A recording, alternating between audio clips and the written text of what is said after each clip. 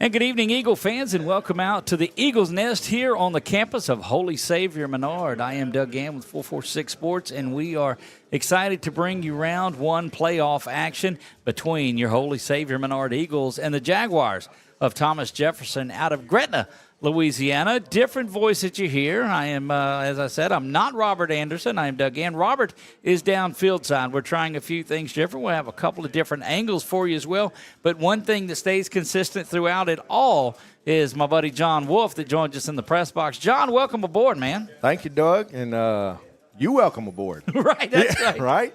So Robert's a little taller. That's Yes. okay. But look, we're looking forward to a good night of football here. First round of the playoffs. Doug, have you in the booth with us.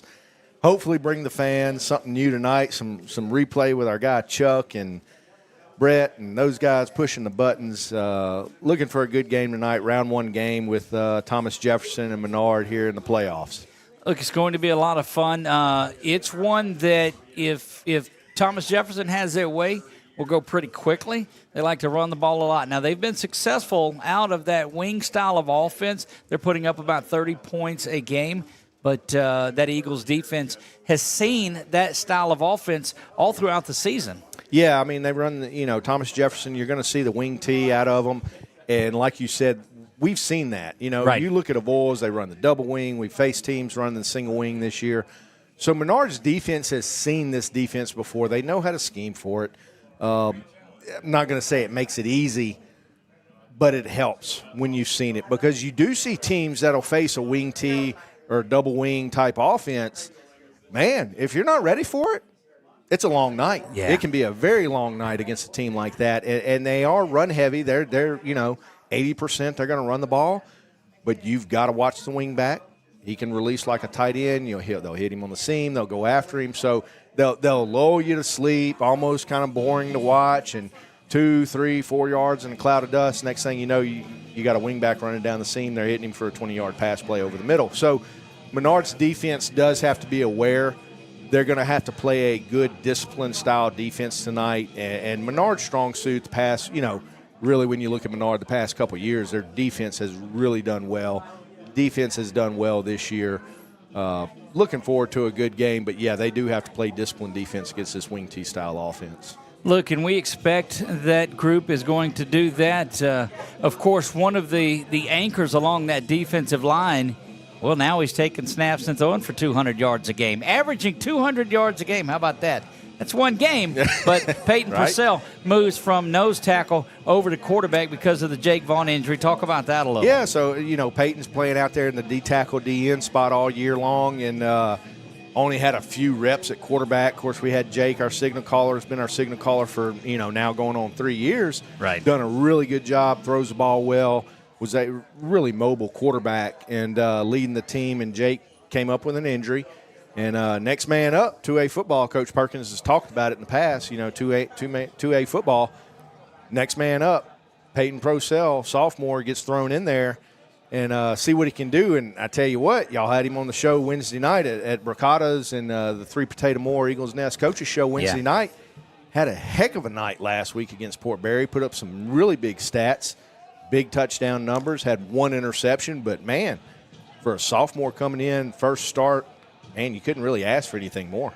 Look, no, and I think when we talk to some of the coaches, doesn't know enough to get nervous just yet. When he's out on the baseball field slinging the ball around, everything's wonderful. Just doesn't know that, oh, wait a minute, I'm in big-time football, and he's getting comfortable. And we've seen his progression, either when he's pitching or when he's there, a pitcher getting into their rhythm. He got into the rhythm last week. He's 0-5 and then completes his next 18 out of 20 on that for 200-plus yards and 3 touchdowns. So you saw him slow the game down and it catch up to him some. Yeah, I mean, and you look at the game Julio called for him last week with the quick outs, Cutter Knowles hitting on the outside and the quick passes and the high percentage completion passes that you want to get a sophomore quarterback to be able to make those throws and get his confidence up and go, you know what, I can stretch the field. Correct. And we saw that later in the game. Yep. You saw that to Matthew Hicks. You saw it downfield, pushing downfield on those touchdown throws he had last week. How cool is it to know that you've got a group of receivers like he has? It led out there by,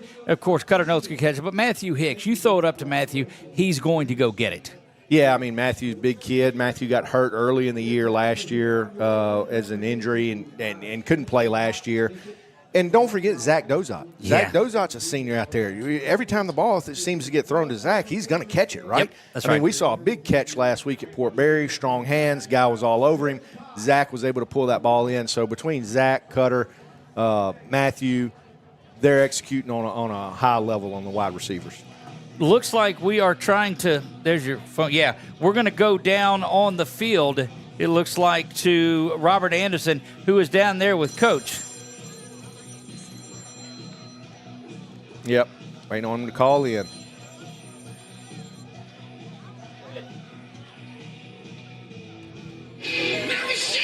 All right, Coach, week 1, week 11 of the first round of the playoffs. What's your thoughts on tonight's game? Well, it's always exciting this time of the year because not everybody is involved in the playoffs. So you're right, it's week 11.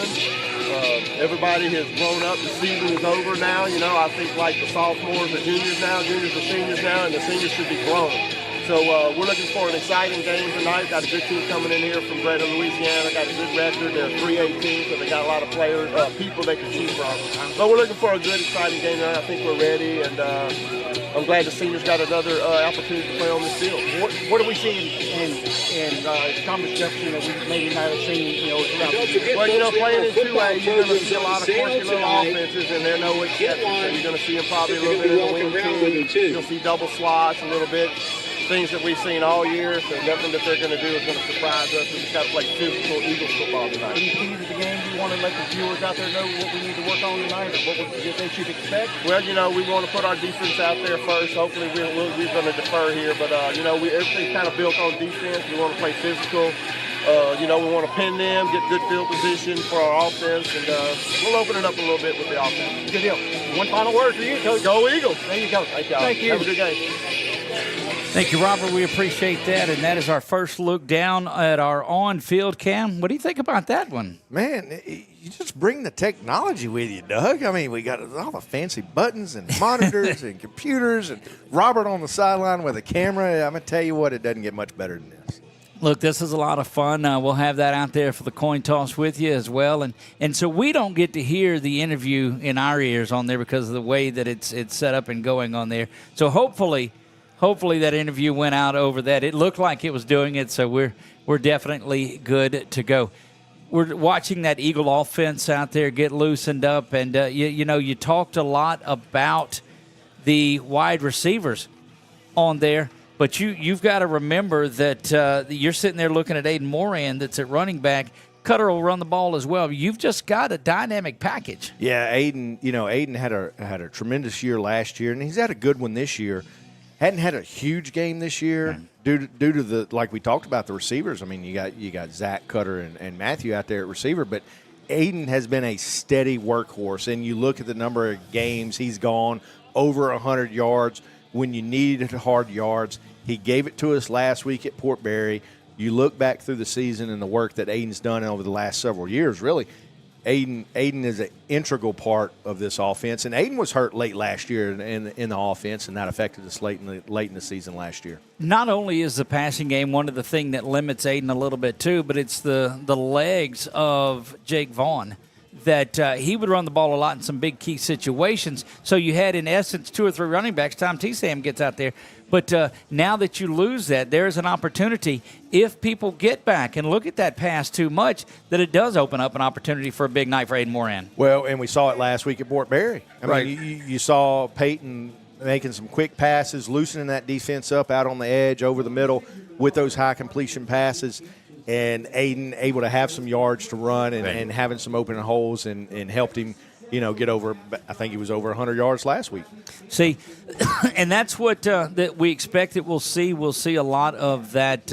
And Robert's down on the sideline now visiting with Jake. So good to see. A lot of work to do before we get there. About 20 minutes to go. We're going to take our first timeout of the night. When we come back, we will have our starting lineups for you. We'll have our Louisiana Athletic Club keys to the game that have you been working on those? Yeah, we're ready. Yeah. We're ready to rock and roll with them.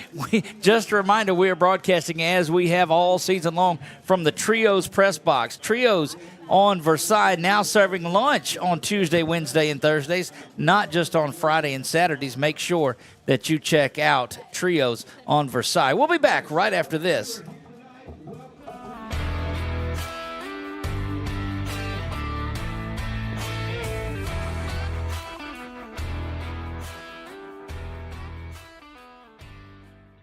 A hot and steamy au jus is the king of dips. It enhances the flavor of everything.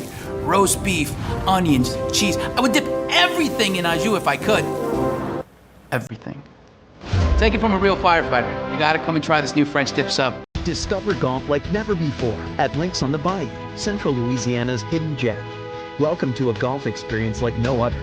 Our Links-style design sets the stage for an exciting and unique adventure. 5 distinct tee boxes cater to every skill level, ensuring a game that's perfect for you.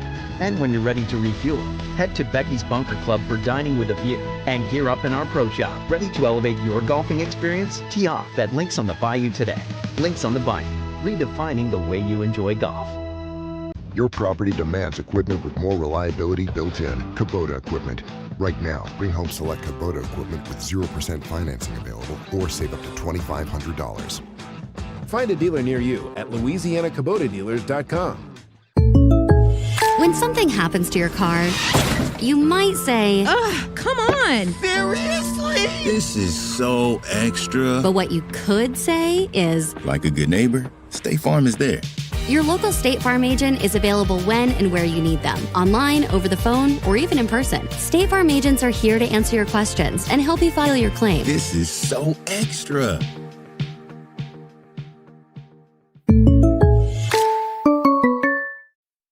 And welcome back, Eagle fans. We are here at the Eagles Nest. It is time to take a look at our starting lineups for tonight's contest. And, well, what do you know? They're right on your screen. How about them apples? Quarterback, you will see Peyton Purcell. We talked about the sophomore quarterback a little bit earlier. John, go ahead and take us through that crew.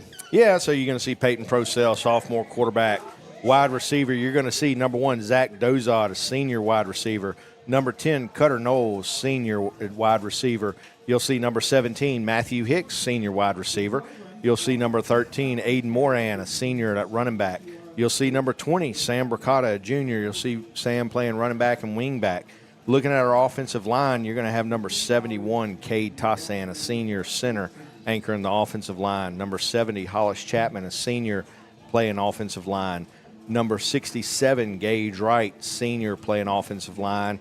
And number 65, Carson Albanian, playing offensive line. And you'll also see 57, Hayden Kidd, a junior, at that offensive line spot. There you go, and we'll go through a little bit more of that as we get into the game as well. But defensively, that's the team that's going to be called on to stop that wing T and that wing style of offense. And who does Coach Perkins and that group have ready to shut that down? Yeah, so you're going to see number 6, Brooks Juneau, been out there all year, sophomore, playing cornerback. Number 7, Austin Parra, sophomore. He's going to move Austin from cornerback down to inside a little bit more into the linebacker spot. You're going to see number 16, Wyatt Hayward, a junior, playing safety. Number 17, Matthew Hicks, senior, playing where he always plays at cornerback. Number 20, Sam Bricata, a junior, at linebacker. 22, Jack Simpson, junior, at linebacker. Of course, on the offensive line, you got 24, Big Cooper Sullivan, sophomore, playing nose guard. Number 29, Sawyer Brown, a sophomore, playing D-line. Number 32, Jacob Janice, a senior. Got him slated at strong safety. I think you're going to see Jacob playing more of the linebacker spot up close. 31, Branson Buller, senior, at linebacker. And number 65, our lineman of the game last week. You had one job to do, Express Pros, junior, Carson Albanian, to be playing a little bit defensive end also. And so we were looking in the press box, and senior offensive lineman is getting ready to sing the national anthem too. That's great. Hollis. Yeah, we've had Hollis up here before. Hollis is a senior in theater. Does a lot with theater. Menard Theater plays plays in a lot of the theatrical performances, and we'll listen to him sing here in a second. They'll get that going momentarily. You hear the sounds. If you will turn your attention to the end zone. Please welcome to the track and to the Eagles Nest, our cheerleaders. There you go. The cheerleaders are making their way into the place, and so that is a moment for us to get into our Louisiana Athletic Club keys to the game. John, what do you have for us? So looking at keys to the game, let's start on the defensive side of the ball. We talked about it a little bit earlier. They're in that wing tee. You're going to see a lot of motion. You're going to see a lot of misdirection from this offense. Menard's defense has got to be disciplined. They've got to play disciplined football. Not necessarily think you're going to get out-athleted tonight, but they've got to play disciplined football. They've got to play responsibility on the defensive side of the ball. Looking at the offense, we got to limit the mistakes, right? We got to limit the penalties. We got to limit the turnovers. Play our offense that we've played all year. You're going to see Peyton throwing the ball a good bit like he did against Port Barry. Good dose of Aiden Moran. But just play mistake-free football on the offensive side of the ball. And if they do that, if they play defense soundly and disciplined, limit the mistakes on offense, I think they're going to be in good shape this round one game. There you go. That's our Louisiana Athletic Club keys to the game. Thank you for that, John. One of the things that I think they have to watch for is not digging themselves into a hole. A couple of the games that we've seen this year, they've had to really battle back at halftime. And look, to their credit, they've made tremendous adjustments at halftime. But you've got a team that's all the way up from Gretna, and they didn't come. Look, if you think that it's a 20 seed and a 13 seed, so the 13 seed automatically is supposed to win, ask the folks from St. Paul about that. That's right. That St. Mary's went down there, long trip, and got a really convincing win. So you can throw all the seedings out the window right now. That only counts for home and away. You've got to come up here and play football. Look, these guys, they may be a 20 seed coming up here, but they're a 3A school. They brought 32 players up here to play football. They've had a good year. You look at their year on the season, I mean, they're 5-4 overall out of that New Orleans 3A number 9 district in that area. These guys have played some good teams. And like you said, they're not going to come up here 3 hours and just lay down. You're going to get some hard football, and we've got to play mistake-free. And like you said, we got to be a little careful about going down early. We've done that throughout the year. I know it builds character, and I get all the character's cliche. Built. The character's I get built. all the cliche, but you're in round one of the playoffs. You got to perform tonight. Look, if you don't have your character built now, there's some concerns about it. You see the cheer and dance making their way out onto the field. That lets you know that the crowd, or that the Eagles will be coming out here momentarily. Again, just a big thank you to all of those that made it out Wednesday night to the Eagles Nest Coaches Show, brought to you by our friends at Mercado's and 3 Potato More. Couldn't do any of that without them. Been a lot of fun. When baseball rolls around, I think we'll have a bi-weekly show. The bi-weekly kind where it's every other week, not twice a week. Just for those of you scoring at home, you see the drum line. They've been guests that have been out there. So starting to see some Thomas Jefferson Academy folks make their way in on that bus. It's just getting in here. So they're just getting in from that Gretna area, and man, that's a long trip. Yeah, especially on a Friday afternoon, right? I mean, leaving New Orleans and all that traffic at 3 all o'clock in the afternoon, trying to get up here for 6:30, 7 o'clock. And you're fighting Baton Rouge yeah. and all of those things, which That's is right. never fun. That's why a lot of times you'll see folks get out early. Good crowd starting to make their way in tonight, John.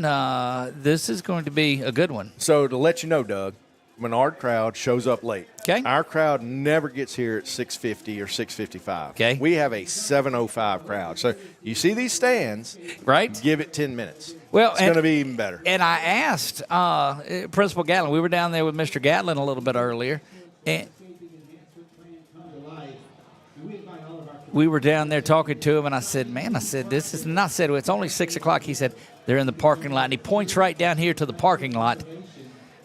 And he said, look, they'll be in here. And just what you said, they're a little bit of a late arriving crowd. Absolutely. Been that way for 2.5 years I've been doing this. Now 3 years. here at the Eagles Nest, and just delighted to be a part of this again. I am Doug Gann, filling in for Robert Anderson, who is kind of home. He's down there on the sideline where he likes to be. He'll get you down into the coin toss. We're going to have Brett that is uploading video highlights of tonight. Our girl Zoe Fitz is down there getting still photography. So we're trying to cover this and bring this to you as best we can. Tell you what I got to look forward to. Okay. You got your boy Chuck up here. I do have Chuck. Replay. Yes. We're getting replay tonight, right? It's coming. I can't wait to see if we get some replay tonight, Doug. Look, he sits around, and I'm sorry, no, he doesn't during the day because he has a job. So let's just, after the bell rings, then he goes and he looks at it. But, oh, yeah, he's pilling with it. Let me tell you a little story about when Chuck and I first started talking about this. Years and years ago, he tells me, he says, they got a telestrator feature, too. I said, man, that's cool. So Friday night rolls around, and he breaks out the instant replay. In my mind, I said, well, heck, he's broke out the telestrator, too. And I start with my yellow marker, and I'm marking on his screen. He's like, Doug, that's not it. I was like, oops. So needless to say, we haven't run the telestrator in the last 6 years or so because of that. Were you able to clean that yellow highlighter off the laptop? we have a new device. Now, let's just say. But, yeah, Chuck is in the house. Got a big crew. Of course, Landon down on the camera that is the shot that you see there. Nick is down on the field with that camera, and I don't know what this angle is, but I'm going to show it to you anyway. Okay, that's the one, and that doesn't look good. That was no, he may be turned off. That was not the look that we wanted on either. So we'll have to get word down to him that to check on his camera. Maybe we'll text Robert and let him know. 7:05 is when they usually get in. That would be a few minutes after kickoff. Is that right? Well, 7:05. They'll be in here within a couple minutes. We still got 8 minutes on the scoreboard, so we'll see the Eagles come out. And my understanding is the Thomas Jefferson Jaguars got to the campus at 3 o'clock today, and of course Menard was just now letting out of school at 3 o'clock. So they've been in the activities building over on campus since 3 o'clock today. So they're probably ready to play a little football. I'm sure the Menard kids went home, got a bite to eat, relaxed a little bit, played a little PlayStation or Xbox or whatever right. they do these days, and came back to campus, around 4:30 and get ready to play. So I'm sure those Jaguars across the field are ready to get this thing kicked off. They ran out about 5 minutes ago. They got their captains out. They're ready to go. There we go. As we see the Eagles walking out. Eagles have started to make their way out to our right. We'll get a look at them as they get ready in the banner. Well, I'm going to tell you, all of the week-long build-up to this, they knew they were in the playoffs. Question going down to that Port Barry game was, are you going to be able to stay in and host one? What a big time it is hosting a home playoff game here. It's one of those great things. Yeah, we weren't able to do it last year. Had to go on the road to Slidell.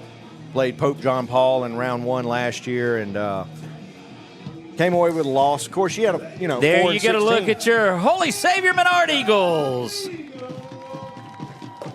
Well, great work down on the field by that crew that's down there, and there you see them from the top version.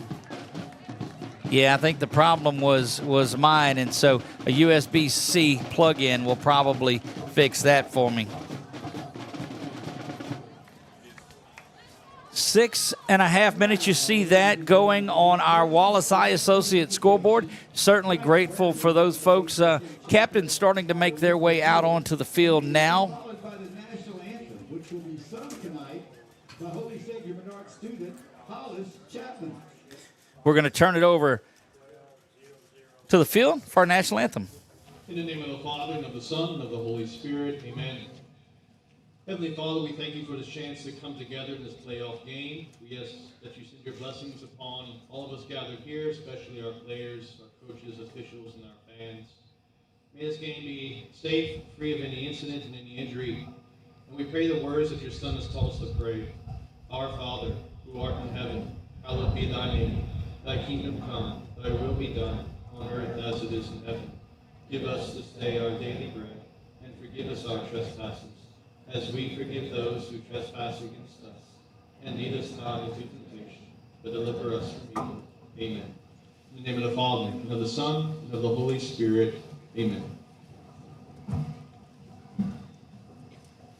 Oh, say Can you see by the dawn's early light what so proudly we hailed at the twilight's last gleaming, whose broad stripes and bright stars through the perilous fight o'er the ramparts we watched were so gallantly streaming, and the rocket's red glare, the bombs bursting in air, gave proof through the night that our flag was still there.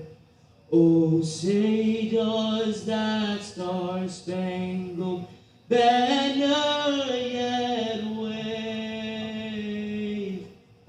o'er the land of the free and the home of the brave? What a tremendous rendition of it. He hammered that out, and now he's going to make his way down to the offensive line and take care of that. Captains for tonight's ball game, John, what do you have there? Yeah, so we got Cade Tassan, number 71. See number 67 down there. That's Gage Wright. Looks like he got number 17, Matthew Hicks at receiver. And number 32, Jacob Janice down there. Looks like it's going to be our 4 captains, obviously 4 seniors tonight. Doug, notice number 61 out there at the 50-yard line, right? They're about to walk over. Yep. So, Love Like Mike, fellow Menard student, Michael Laborde, we lost this past summer. Hard for me to do it, but Love Like Mike. Yeah. Look, that's been and there's even one of the fans that are taped up here on the window, and it's been up there all year. It's just a tremendous outpouring here. You see the captains that are making their way out on the field. We're going to go down to the field and take a look at it if we can get this going on. They'll get that set up, and we'll see right inside everything for you when he gets that camera set. 52, Ashton Wood. For our Holy Savior, Menard Eagles. Real quick, just we'll make sure our equipment is proper. 32, you mind pulling your jersey down for me, man? Over your back flap. Appreciate it. Thank you so much. Guys, congratulations on being captains to your team, okay? Look, you ought to uphold sportsmanship on your side of the ball, all right? I got a coin here, right? This is tails. This is heads. You call it in the air, okay? It's called tails. It is tails, your option. You want to receive the ball, which way you want to kick. And you get a good look down on the field at it. Thomas Jefferson, John, has won the toss, and they have elected to receive the ball. And you don't see that as much anymore, but I've got to believe the idea behind that is you want to get out there and start chewing up as much clock as you can. Yeah, I mean, you know, some teams, they look at it and go, hey, I want to put my best side of the ball out there first, right? And so if you think your offense is your best side and set the tone early and try to get the momentum early, maybe you go that route. It's 50-50. It's like a corn flip, Doug. Look, we are it's just like a coin.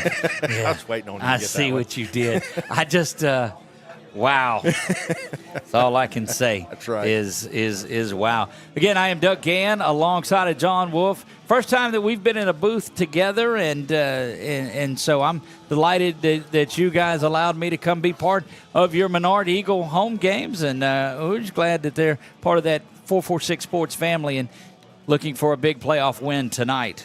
Yeah, I mean, you know, as a Menard parent, I can tell you it's good to have 446 joined up with us this year and looking at other multiple sports as we see Aiden Kidd getting ready to kick off for the Eagles. Back deep to receive. We'll let them turn around so we can get a good eye on who is back there. That looks like number 19. He was one of the captains. That is Jonathan Dupont Jr., listed as the running back, and it looks like number 1, Cash Gasper, is up to the far side, but you can correct me if we're wrong there. Kidd set to take care of business, getting things going. All of the pomp, all of the circumstances over foot coming to ball, and we are underway. That one is up, and it is going back to the 10-yard line where it is gathered in by DuPont. He's along to the far side, heading out towards the corner, and more, you got to get him down. You don't want to let us see a big run and out to the 35-yard line. Yeah, good job by Hayden there, though. You know, high kick lets your team get down there and cover it to the 10-yard line, and good job by the kickoff team right here to keep Thomas Jefferson Jaguars inside the 35-yard line starting the ball. First down and 10 it goes. We are underway here.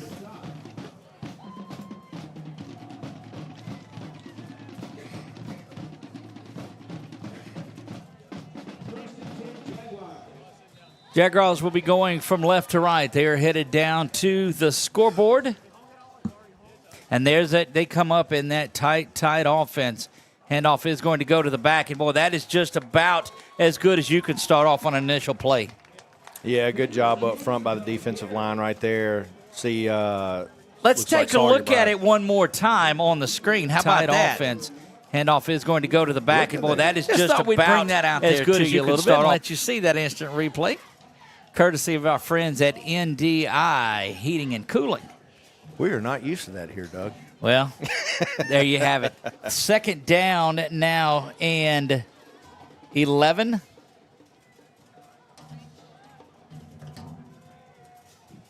Handoff goes there, and it's off to the left side. Boy, and that's what you were so concerned about is the misdirection. Yeah, I mean, faking it to the inside, breaking it outside to the left, and just nobody on the outside right edge of the defense there. And quick back right there. I believe that was number 19. Yeah, right? DuPont has been the guy so far. He was the one that returned the original kick as well. So DuPont has been their guy that's back there. Showed his speed there on the left side. They'll come up to the line, have it first down and 10 from the 36-yard line. Snap there is back, and they'll work some wing action on it, but it is gathered in at the 35-yard line, so just a pickup of one. Yeah, good job by Sam Bricata stepping up in the hole right there to stuff that line of scrimmage, and good play up front by the defensive line right there to stop that. Second down and 9. You see it on your Wallace Eye Associates scoreboard there. John and I are broadcasting live from the Trios press box. We appreciate they are Menard alumni owned, so how about that? Second down and 9, 10.5 to go in this one. Snap is back. They're going to go off to the left side with it. Same result, though, only about a yard, and that interior line, John, has been solid. Yeah, so far tonight, first few plays, Sawyer Brown, Carson Albanian, Cooper Sullivan doing a good job up front in the dirt. And you've got young guys anchoring that defensive line, a couple of sophomores that are down there. I still don't understand the low numbers, the 24 and the 29, but that's okay. You never know when you put them at tailback and they're going to break an 80-yarder off for you. Well, they figure the last one that was down there is running quarterback now. There you go. So there you have it. Third down and 8. Thomas Jefferson back to pass now. They won't do it often. Nearly picked off in that one. That was close. Yeah, it looks like number 32, Jacob Janice, dropping back in coverage right there and able to break the pass up there and almost had him one right there. And, boy, he had a lot of green in front of him if he was able to make that catch. I don't know that there's anybody that stops him from getting into the end zone right there. So this is one of those big gut check times. John, this is the opportunity that you want when you see a team go out there and defer. You want to stop them without getting in there and get the ball back. And here we have it. First real big moment of this one. It is fourth down and 8. Jaguars have it back in the shotgun now, back to pass. Trying to go for it all over there. It's up in the air, knocked away. And it is picked off. Coming to the near side, 35. Now 40. Got a lot of blockers and a lot of room. Trying to get back to the inside, and that Branson Buller. Branson Buller, the senior, making a huge statement. And I do believe we can go back and look at that one again. There you now go. back to pass. Trying You'll to go see that for it all over there. It's up in the air, knocked the batted ball. He comes up, gets a little coming to the tip near drill, side, and he's going to make his way now down 40. Got a lot of blockers and a lot of room. And the Eagles trying to get back to the inside and that, near the red zone. They'll start this one first down and 25, or first down and 10 from the 27-yard line. Well, I don't know if the Eagles could have really started any faster than what they're doing, except for a touchdown pass to start things off right here. Well, you had really good coverage. You saw the linebackers drop. They knew it was fourth down. They were going to throw. They dropped in coverage, had good coverage on that pass, tipped it up. Branson was able to finish that play off. So we'll see what Peyton Purcell and that Eagle offense as he brings a man in motion, settles in. That's Mercado settling in to the H-back spot. Right up the middle it goes, and a gain of maybe a yard. Yeah, Purcell up to about the 26-yard line for a gain of 1 right there. And something we didn't see much last week at Fort Berry, I don't think we saw it at all, is QB keeper up the middle. And that's one of the, especially on first down of the first play, we roll under 9 minutes in this one. And you know, the one thing that we've said a lot of times, you don't have to run the ball well. You just have to show that you can. Now moving from right to left goes Moran, rolling that way and coming back with a little quick hitter. That one is complete. And you talked about Dozat.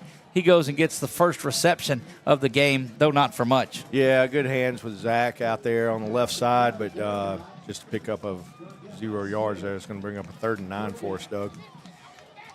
Yeah, and, man, this is that defense. We did see that they were pretty solid defensively, although just a couple of quick hitters to go. Yeah, as we see Menard go with a 2-by-2 set here. Wide receivers, Aiden in the backfield with Peyton. Back to pass goes Purcell, and he bounces that one up there. And that will bring up 4th down. Yeah, he was looking for Cutter out there in the slot on the right side and just underthrew it. And threw it in the dirt. It's going to bring up 4th and 10, 4th and 9 here. And obviously Menard's going to go for it inside the 30-yard line of Thomas Jefferson as we see a substitution coming on their defensive line. Yeah, definitely here is where you would go for it. We're going to fix our instant replay audio that was there. We hear that it's going out over the air, so thank you for that. 4th down and 10, and now for the Eagles. There goes motion. Back to pass is Purcell. He's going to dump that little middle screen and a lot of room to the 20 now, 15, 10, 5, into the end zone. Touchdown. Got there, and that looks like Sam. Is that? That was Sam. Sam on the screen pass. Touchdown, Eagles. Touchdown, Sam Mercado. Yeah, good job by the offense right there. Just well executed. Peyton back read to pass goes Purcell, set and he up very good, blocked well good, you know, by the offensive line downfield, and Sam takes it off left side and is able to take that in for a 27-yard screen pass touchdown. As we see Jude Maida coming in for the extra point. Jude wasn't with us last week. That's certainly good to see. As he connects. There you go, 7-0. We will be back right after this. You are watching Menard Eagle playoff football here on 446 Sports. Actually, we'll keep it right here, but we'll step away from the mic.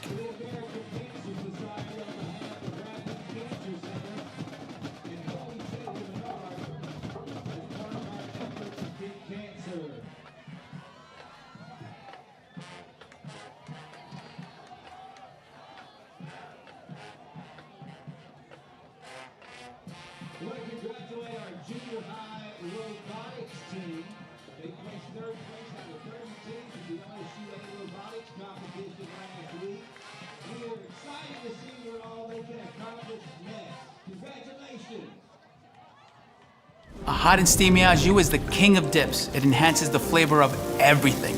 Roast beef, onions, cheese. I would dip everything in au jus if I could. Everything. Take it from a real firefighter. You gotta come and try this. We certainly do appreciate the officiating crew. We talked to them prior to the game, and they are going to give us our full minute between scores. So we certainly appreciate those guys. 7:59 to go here.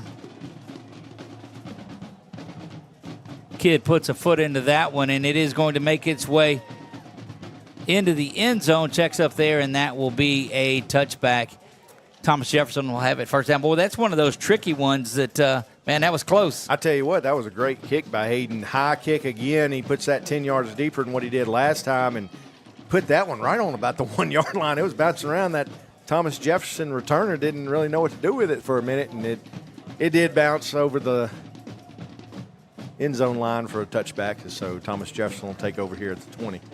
1st and 10 now. And you know, John, we talked about it that if you have the ability to go out there and stop a team that takes the football because they're trying to get out there and get their best foot forward, for that matter, well, what a momentum that is. Yeah, good job by the Eagle defense there on 4th down in that previous series.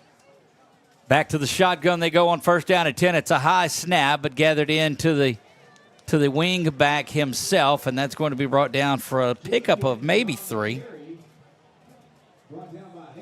Yeah, look like Wyatt Hayward coming up there and making that tackle and trying to go out on the left side, right side of our defense like they did in the first series, and Wyatt doing a good job of reading that and getting outside to limit that play to about 6 yards. Yeah, good gain. Not like the first one that really got out there, and that's where the 2 plays that I've seen their success has been to the outside. 2nd down and 4, back to the line of scrimmage. They go from the 26. Handoff is going to come this side, but he kicks it out. Got to have some good pressure, and there's Hicks that's going to try to bring him down and sling him down. He does. And maybe a yard on that one from Hicks on the tackle. Yeah, good job. Jacob might have thought he got sucked inside there a little bit, and Jacob using his speed to get outside and push that running back outside. Matthew doing a good job coming up, forcing that and making that stop on the outside to bring up about a 3rd and 3, 3rd and 4 here. We told you Thomas Jefferson Academy out of that Gretna area looking for their first ever playoff win. So they are up here trying to get something going. The Eagles don't want to be in the record book in there at all, and off to a pretty good start. 3rd down now and 3. They'll go, snaps back there. Play action. Quarterback's going to keep it himself.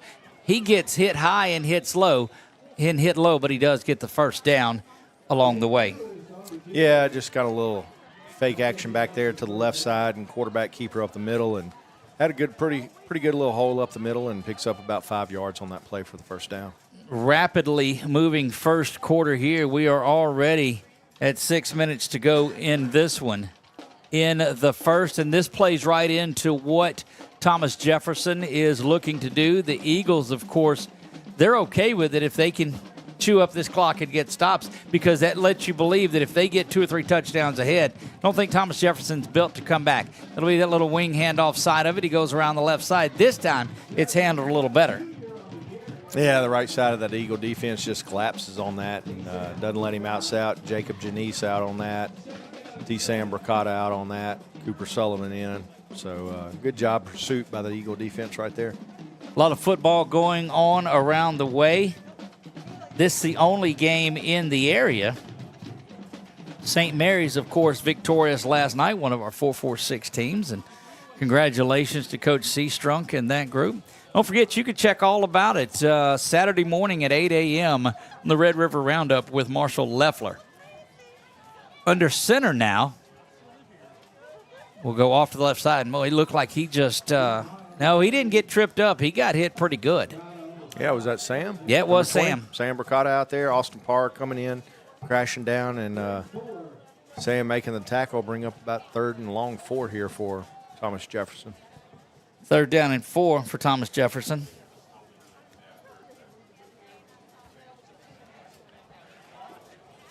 .446 to go here in the first quarter of play.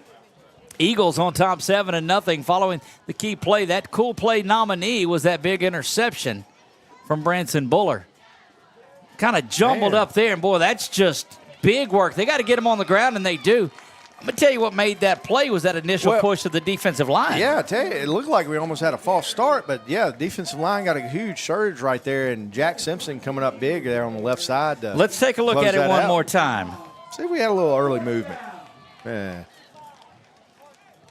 What you like to see is that they finished that off and were able to get that tackle. 4th down and a long way to go. They will kick this one away. So we'll have number 20, Sam Bricata, back deep to field the punt. I think our reigning player of the game, isn't he? Or was he 2 weeks ago? That ball is low and on the ground, but kicked away high, and it hits the wind. There it is. Checks up and will bounce forward. Gets a good roll on it, but not a good kick. And once again, the Eagles will start in plus territory, John.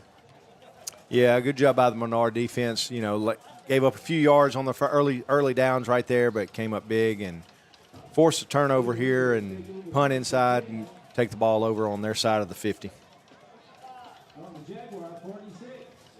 See Hicks making his way into the huddle. Like they will spread out and 2 receivers out to the near side. That is going to be Dozat. So good-looking formation from Coach Julio and that offensive side of it. You got 2 receivers stacked to the top, 2 to the near side. Peyton calls for the ball and quick 3-step drop, and he's looking for it. Gets a little comebacker to Mercado. Mercado now turns to the inside. 35, now 30 goes Sam Mercado, and another Eagle first down. Yeah, good job by Peyton right there, staying in the pocket, good protection, and Sam on a little comeback route, and looks like we got a player hurt down here. We'll take a break, but a good 15-yard pickup by Sam Mercado right here. And as you know, we don't like to have the camera on the players when they're down. We're going to step away. When we come back, we'll get you an update on everything that's going on. Don't go anywhere. You're watching Menard Eagle playoff football on 446 Sports. Discover golf like never before at Links on the Bayou, Central Louisiana's hidden gem. Welcome to a golf experience like no other. Our Links-style design sets the stage for an exciting and unique adventure. 5 distinct tee boxes cater to every skill level, ensuring a game that's perfect for you. And when you're ready to refuel, head to Becky's Bunker Club for dining with a view. And gear up in our pro shop, ready to elevate your golfing experience? Tee off at Links on the Bayou today. Links on the Bayou, redefining the way you enjoy golf. Your property demands equipment with more reliability built in. Kubota equipment. Right now, bring home select Kubota equipment with 0% financing available or save up to $25. We are back to live action here. Shaken up was T-Sam, but he's made his way on his own over to the sideline, so we'll get back out there. Again, a lot of different sets. I see Cutter Knowles in there at the slot on this 3-man receiver. Keep an eye. He does good work out of the slot. Purcell with 4 receivers. Back to pass. He's going to keep this. That is designed quarterback run. Peyton Purcell inside the 20 to the 15. Ball is on the ground, but they're calling him down. Yeah, good job by Peyton right there. I mean, something we hadn't seen out of him past, last week. I mean, he's only been a starter 1 week. I mean, in all of the film that he's got, right? But you hadn't seen him ran, and I tell you what, he's rumbling, bumbling, stumbling up the middle and picks up first down for the Eagles. Moving that is another first down for Holy Savior Menard. Menard in their home green with the gold numbers. Thomas Jefferson, the white tops, dark pants. Snap is back there to Peyton once again. He's looking for it all in the end zone. That route was jumped and would have went the distance on that one. That was number 1. Yeah, Cash Gasper. Yeah. And I'm going to tell you, the one that was nearly intercepted earlier in the game, too, that one went just as far. Yeah, that he read that one the whole way. He was watching Peyton and read that from the get-go. And, man, if he'd have caught that, it'd have been trouble. So that incompletion is there. And, boy, that's one of those that you're certainly glad it was dropped. Peyton calls for the ball. Again, that designed quarterback run up the middle, showing his toughness inside the 10 and nearing a first down. Yeah, Peyton up the middle, following Aiden Moran as a blocker. Don't see How about that much to the 9-yard line. Bring up 3rd and 3 here for the Eagles. And that's a wrinkle that you certainly want to be able to put in. They are in no hurry to run either. I think they're content to get into one of those old-time games and just both teams run the clock in this one. It's like we had a timeout being called by Thomas Jefferson here. Timeout, Thomas Jefferson. Timeout comes with 2:10 to go here in the first quarter of play. And what have you seen so far in this one? Look like the Eagles have come to play. Tell you what, the offense has definitely shown up. They're playing well. Defense playing well. I mean, gave up one semi-big play earlier, you can say, on that first series. But after that, man, they bend but don't break, and offense is doing good, finding plays when they have to make it. We're seeing something out of Peyton Purcell we hadn't seen last week, that we didn't see last week, and that's Peyton running the ball. Right. And Peyton's a big kid. We saw him Wednesday night at the Bricadas and 3 Potato More Coaches Show. with Coach David Perkins, and he's a big kid, and he gets going forward. He can be tough to bring down. Big play for the Eagles early on. They've had a fourth down stop. They've had a pick. They avoided a pick. Now it's a third down inside the 10-yard line. That's a direct snap that Moran off to the near side. He's going to get into the end zone. I think that's Brooks Juno. Is it Juno? Number 6, yeah, number 6. Yep, that is Brooks Juno that gets in there. So you got to keep me corrected. It's hard for me to see, first of all. Yeah, that was number 6, Brooks Juno, something we hadn't seen all year. Brooks Juno with a direct snap and running that ball off left side. Well blocked by the Eagles on the left side for the 9-yard touchdown run.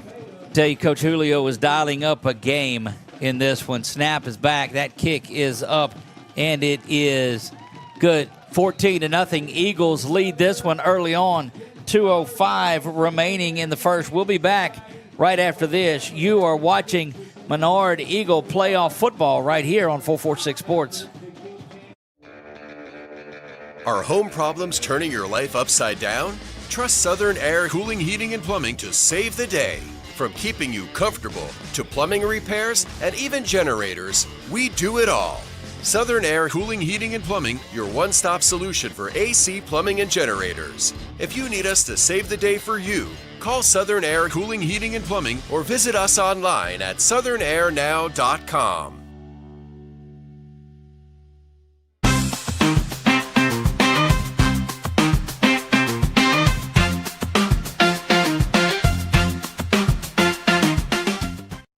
And we are back to the Eagles Nest. Doug Gann alongside of John Wolf and a host of others bringing you Menard Eagle playoff football. 2:05 to go here in this one. The Eagles did make that extra point. They lead this one 14-0. And, John, this is a fast start you were wanting to avoid for the other side of it, and it's done just that for the Eagles. Yeah, Eagles offense is really doing well. It looks like we got 12 on offense. They're going to flag us for this. I'm not sure why you flagged that. Normally we would tell them to get off the field and just kick with 11. But we had an official drop a flag, so I guess we're going to get penalized on a kickoff here. I've never seen that. And normally they would just say, hey. Well, I mean, you got a 7-man crew tonight. Normally you got 2 guys on the wing, so as you count the guys coming off the field, you would yell, you got 12, you got 12, get one off. But they're going to penalize them 5 yards, so the Eagles are going to be kicking from the 35-yard line instead of the 40 here. Saw a good sky kick a little bit earlier. I don't think you try any sort of trickeration at this point in it, but Coach Perkins visibly upset down on the sideline. Well, we saw Hayden Kidd get off a beautiful kick that last time, so we'll see what Hayden can do here, see how close he can get it put to the end zone on this one. First quarter score from down in Plaquemine, St. Paul 14. It's a good kick. Pineville 0. It will be hauled in at the 10-yard line, sprinting 50 yards across the field all the way and drop down. And, boy, you've got some chaos going out there in the middle of the field. Yeah, good. But I tell you what, a good job by Branson Buller down here on the bottom side, number 31, to make that tackle. He was getting blocked and reached inside to trip him up and stop him here at the 35-yard line. Great job by Branson. Third possession of the first period is all that it is for this Thomas Jefferson team. And they'll start this in what is their best field position there at the 35-yard line. Yeah, just give fans at home an update. Sawyer Brown looks like he went back to the number 50 jersey. Sawyer's been playing number 29 for most of the year. Started the year off at 50 and tricking us up in this game at going to number 50 there at the defensive line. Go back to the shotgun, will they, out of that formation, and there's going to be a flag prior to the snap. The official's call here is looks like a delay of game. So they'll back them up 5 yards there.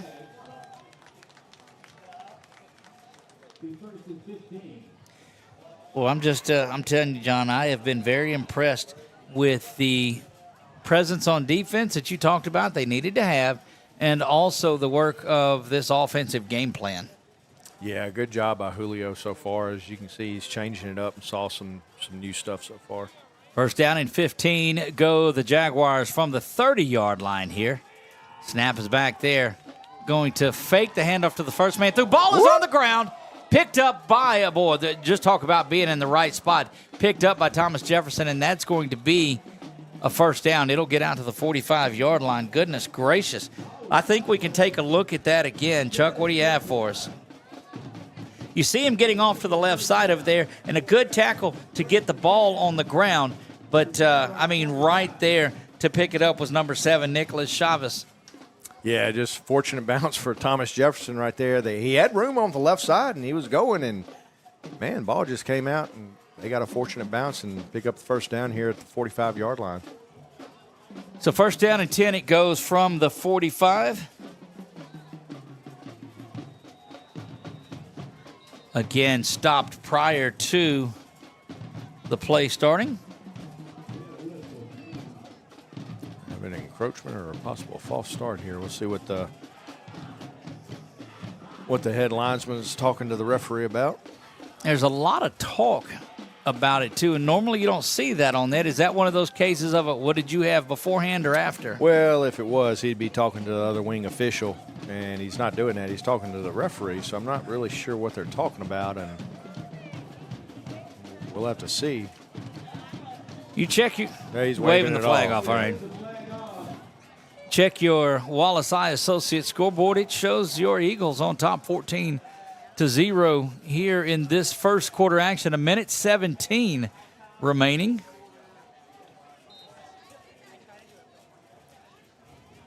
Clock is off and running, so probably a play left in this one, the way that Thomas Jefferson has been slow to get to the line. 1st and 10 from the 45-yard line. Back to pass. Now going to keep. Good work. Just shedding tacklers, and that was Sawyer. Yeah, Sawyer around there at number 50, again, you said. Yeah, Sawyer Brown doing a good job fighting off the blocker right there to get his hands on the quarterback and hold him up for Jacob to come in there with him and finish him off here at the 45-yard line, bring up 2nd and 10. So give you an update, Doug. St. Paul 14, Pineville 0 in the first quarter. There you go. And for you Ash fans out there, Brother Martin 7, Liberty 0 in the first quarter. Says that because Ash plays the winner of that one at home at Butch Stoker Stadium next Friday just across the subdivision.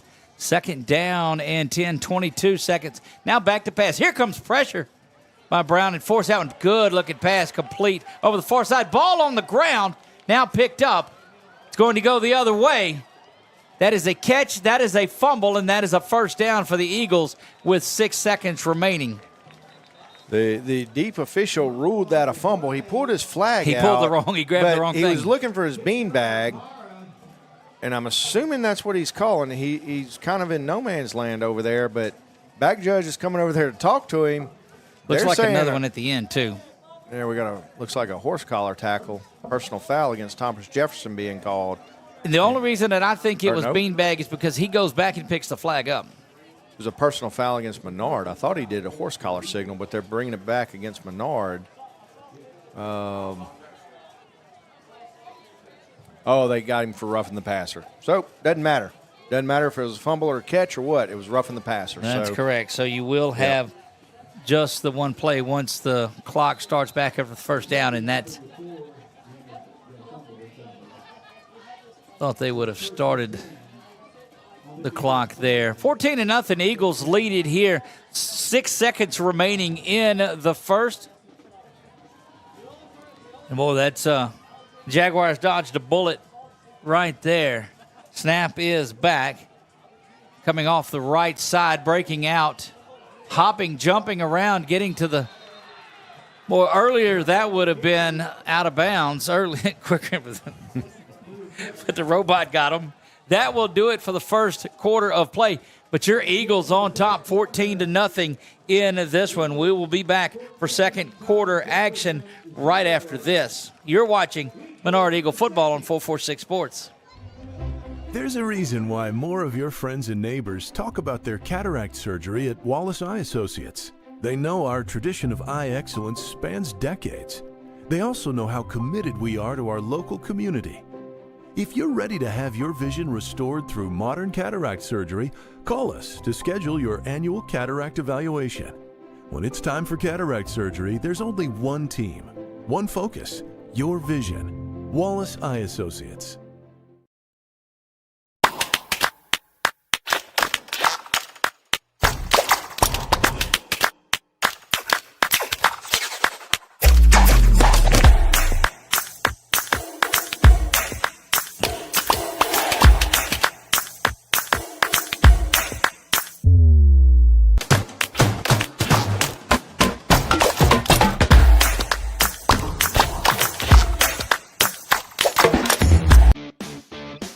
Central.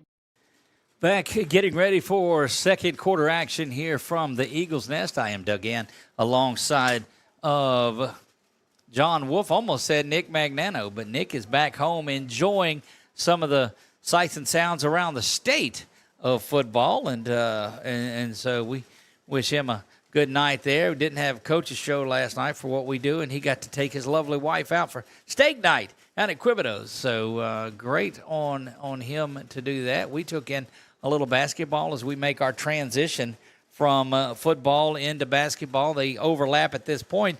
What not overlapping is the score here, 14-0. Eagles lead it, 1st and 10. They'll try to get it out to the near side, getting in space. Cuts back inside, rolling around, and going to be down. DuPont keeps that himself, but another first down. And so don't know if this is just maybe some fatigue that's setting in after Thomas Jefferson has held on to the football for a little while.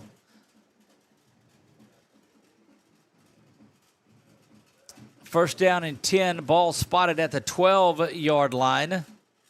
DuPont there again. He'll toss it off to the side. Going to be brought down. Correction. That is Gasper in there. Buller with the stop again. Jaden Louie in there at quarterback. It is a pickup of 2. So 2nd down and 8. Still can get a first down inside without having to get in the end zone. Ball rests just outside the 10-yard line here at the 11.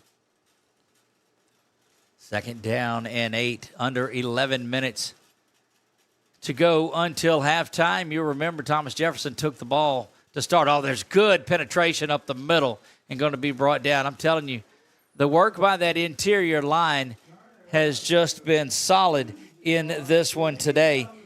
That will be 3rd down again and a loss of a yard on that one.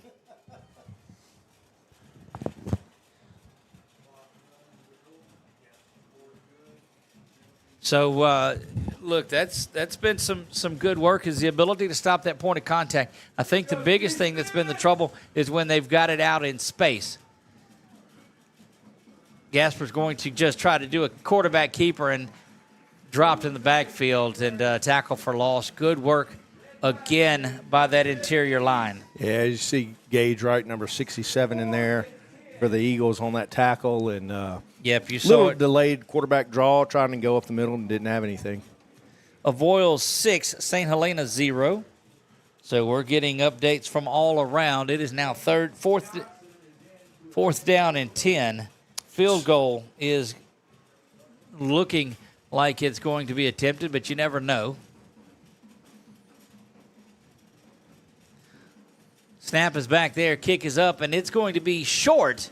Just ducks underneath the goalpost, and that's where the Eagles will take over. 9:31 to go until halftime. And John, that continues to be what you want to have happen, is long drives that chew the clock and come away with no points. I mean, defense bends but didn't break, and gave up a couple of big plays on that drive, and came up big when they had to keep Thomas Jefferson out the end zone and let your offense take over here at the 20 after the missed field goal. Purcell gets it back in there. He and that offense have done a good job. You see Hicks now to the near side.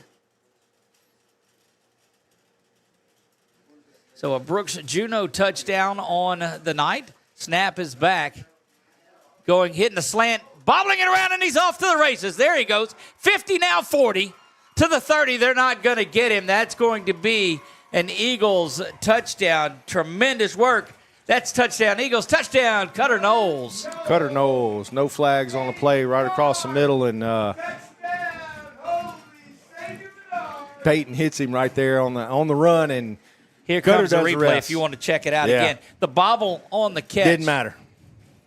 He looks around, and they're not going to catch Cutter Knowles. As a matter of fact, about the 35-yard line, he said, all right, go get it.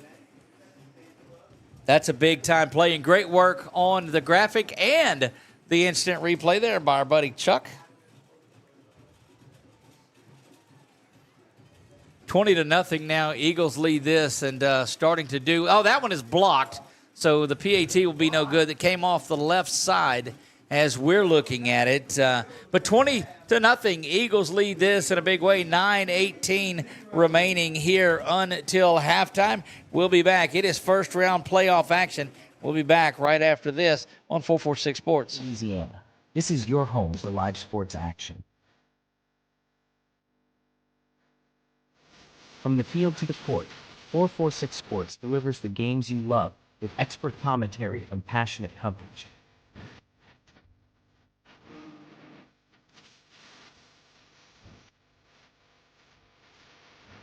Cheer for your favorite athletes and relive the moments that define our community's spirit. Our sponsors keep us in the game. Together, we bring you the best in local sports coverage. Join the 446 Sports family today. Watch, cheer, celebrate. Subscribe to our YouTube channel and follow us on social media.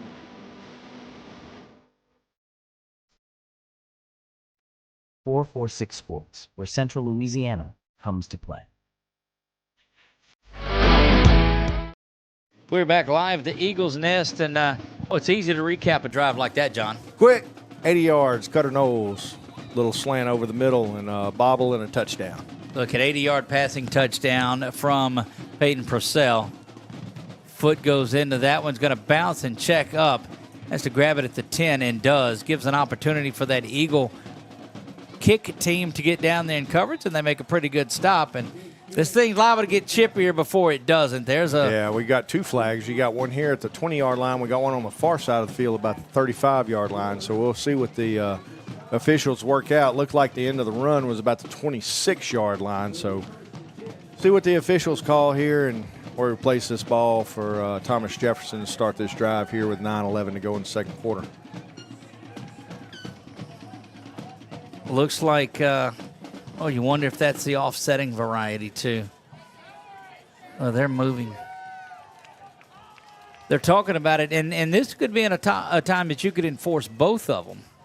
Yeah, depending on what you have. I mean, you could have block in the back. You could have unsportsmanlike. I mean, there's a variety. Acadiana on top of Karen Crow 9-7. That is a Week 10 rematch of their district game. Well, football karma has a way of doing it. Looks like they're backing up Thomas Jefferson here. And then they're gonna mark off a 10-yard penalty against Thomas Jefferson, then mark off a 15-yard penalty against Menard. We had a personal foul against us. It looked like the personal foul would have been. So now let me ask you this, John: would they take the one back? Well, they. Depending on the what it time was, of I couldn't yeah. see what it was. I mean, yeah, you could add a hold against Thomas Jefferson and a dead ball unsportsmanlike against Menard or personal foul. So it's what it looks like. They marked off 10. Looked like a plus half 15. the distance and then the full. Yeah. The full. Snap is back to Gasper, and we're underway. Off to the near side he goes, still trying to get to the corner and just going to run out of bounds. And John, I don't know that normally you see that. What's that? Just sprinting out of bounds instead of coming up. Yeah, I mean, you're 2 yards shy of the first down. Yeah, I don't know if he was aware of where he was on the field or what. And the sticks are on the other side, but he definitely had room to cut it back up the field and pick up 3, 4, 5 extra yards. And when yards have been hard to come by, because that's 2 fourth down stops by the and you start counting turnovers. Yes, we've had the one interception, but you've also had 2 turnovers on down, which I count as turnovers as well. So that's 3 on the night. I think yards are pretty important. Yeah, no doubt. Second down and just a couple. Back to Gasper it goes. Tell you what, a great job right there by number 22, Jack Simpson, coming around the right edge and just closing down on his blocker and grabbing running back by his feet for no gain on that play, bring up about a 3rd and 3, 3rd and 4 here. And look, how important now is that you don't go get a couple extra yards, because your goal is to move the chains. Just a reminder, coming up out of the half, we will visit with Coach Perkins. Something new that we're going to try also. I think the band and the dance line will play. And the Eagles will get the ball coming out of the half. Looks like we got a timeout being called by Thomas Jefferson here on 3rd down. They will take it there.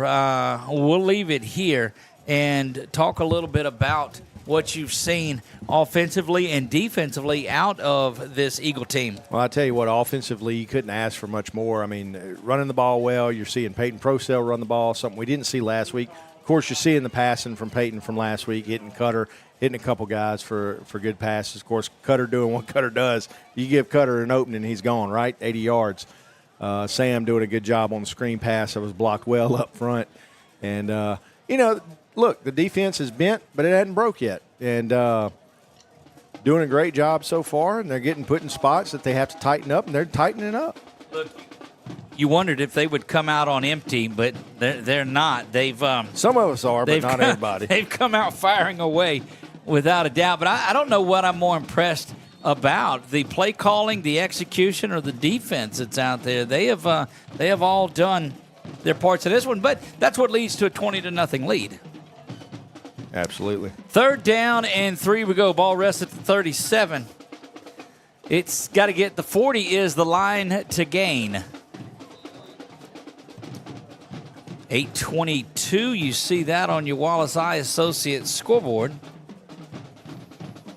Snap is back to Gasper. He's got it there going to the far side. He's going to roll the pocket and try to throw back over the middle. Nearly picked off. Tell you what, Jacob Janice coming over, dropping in coverage, got his hands on it again. We saw Jacob break up one in the first quarter, had one right there. Thought he might have had it for a second, but good breakup on 3rd and short here to force Thomas Jefferson into a decision here on 4th down on their own side of the field. And, John, I'm gonna bring it up for the last time, but, I mean, sprinted to the sideline rather than cut up and get the couple extra yards. And now costly. They've lost a yard, an incompletion, and now you're punting the football away. It was costly, as we see Austin Parra back for punt return here. Yeah, Austin Parra there at the 30-yard line. Snap is back. Nearly blocked, but they'll stop it prior. Yeah, we got a whistle being blown here. Was it delay, you think? Yeah, he's pointing. What, did the ball hit the ground? Oh, he must have picked it up with his knee on the ground. Chuck, we got an instant replay on that? Let's go back to Chuck. Yep, sure did, because he's calling that ball right away. He goes down to a knee and catches that one. And look, Coach Perkins was there pointing that out and giving us an instant replay. Different Perkinses, but same result. So that is where the Eagles, that doesn't count as a turnover, I don't think, because it was just just the 4th down play, and that's right, nailed it down. And that is Menard actually the third turnover on downs. Motion goes to the far side, now settling in. Handoff this time is going to go up the middle. Good looking run, breaking to the outside. 10-5 into the end zone. That is a touchdown. Aiden Moran, touchdown Eagles. I think that might have been Aiden's first touch of the night tonight here in the second quarter. As we see Aiden on this replay, taking it off right side and well blocked by the right side of the offensive line right there. As you see Aiden getting open space and making it happen for the 25-yard run. This has been just about as ugly of a series, the last couple, than you could imagine if you're Thomas Jefferson, and that's led to this 26-0 lead. PAT is pending.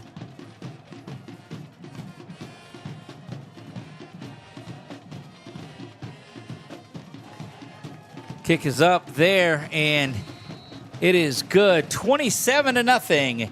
Eagles lead this one in control. We'll be back right after this from our friends at the Trishla Lug Group.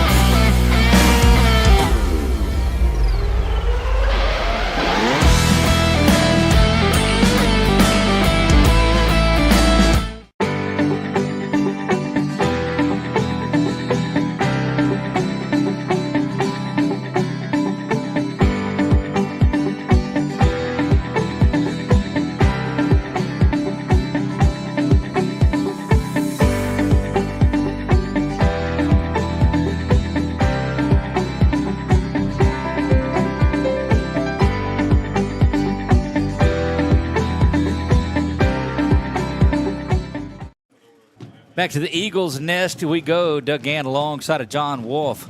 Kid set to put a foot into this one. It does. Rolls that one down the middle. Bounces around. That's going to be trouble. It is gathered in at the 25-yard line there. Coming to the near side. Need to get him on the ground, and they do. Good-looking work there defensively to finally make the stop. Yeah, Brooks Juno there on the tackle here at the 39-yard line for the Eagles. Got some scores from around the way, John, it looks like. Check that. That was Mason Jared, number 8, on that tackle. I think you got St. Paul's over Pineville, 28-0 in the second quarter. St. Thomas More over Lafayette. Karen Crow now has taken the lead 14-9 over Acadiana. And so that's some scores from around. We'll get all of those for you. A lot of our local teams on buys this week. 7:52 remaining here in the first half of play. It's been all Eagles. Snap is back there looking to throw. It is complete out to the far side and down after a gain of 2. I'll give you an update. Marksville 6-0 over Patterson in the second quarter. Faraday 28-0 in the second quarter over Northeast. LaSalle Tigers are down 0-12 over the Elton Indians. Elton, pretty solid ball club this year. Leesville having a good night so far, 27-0 over Discovery in the second quarter. Always does a good job, does Coach Causey in Leesville. Play action now to the near side, trying to go over the top, got a man wide open. Pass was thrown short. Ball is on the ground. They're calling incomplete after a couple of yards on there, but John, it looked like he almost turned and made a step. Yeah, it was close. No doubt about it. Brooks Jr. had good tight coverage early and then gave up some ground late on it. Looking at it here, and it's complete. Now, it looks like he never really had control of it. Great work on the camera by Landon. Job on our instant replay, and that will bring up third down now and 6.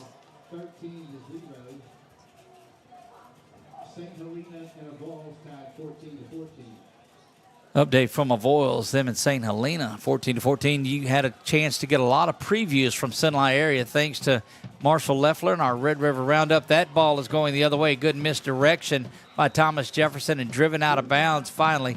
Clock is going to stop there.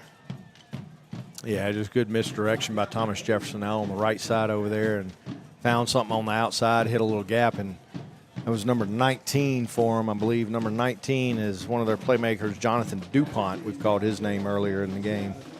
Yeah, DuPont has run the ball well. If you remember, he's back deep to receive kicks for them also. Yeah, you told me that crowd would get in here, and they certainly have. A lot of folks in the stands at the Eagles' Nest. They're going to get us for offsides on our left side there. Looks like we jumped the snap a little bit early.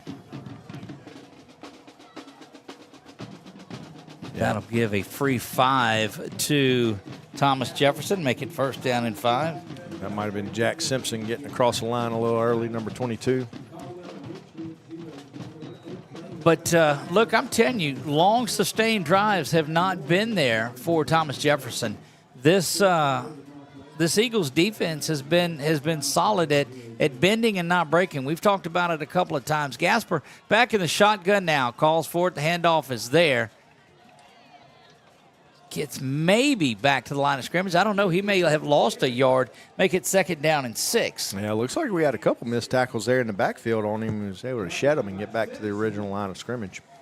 John, I'm seeing a physicality tonight that I don't necessarily know that I've seen on tape. This Menard defense is really getting after it. And Coach told us they had a great week of practice. Yeah, and I mean, they play physical. They're not afraid to play physical. I mean, you look at the D-line. I mean, we're not huge up front, but they're not afraid to hit you.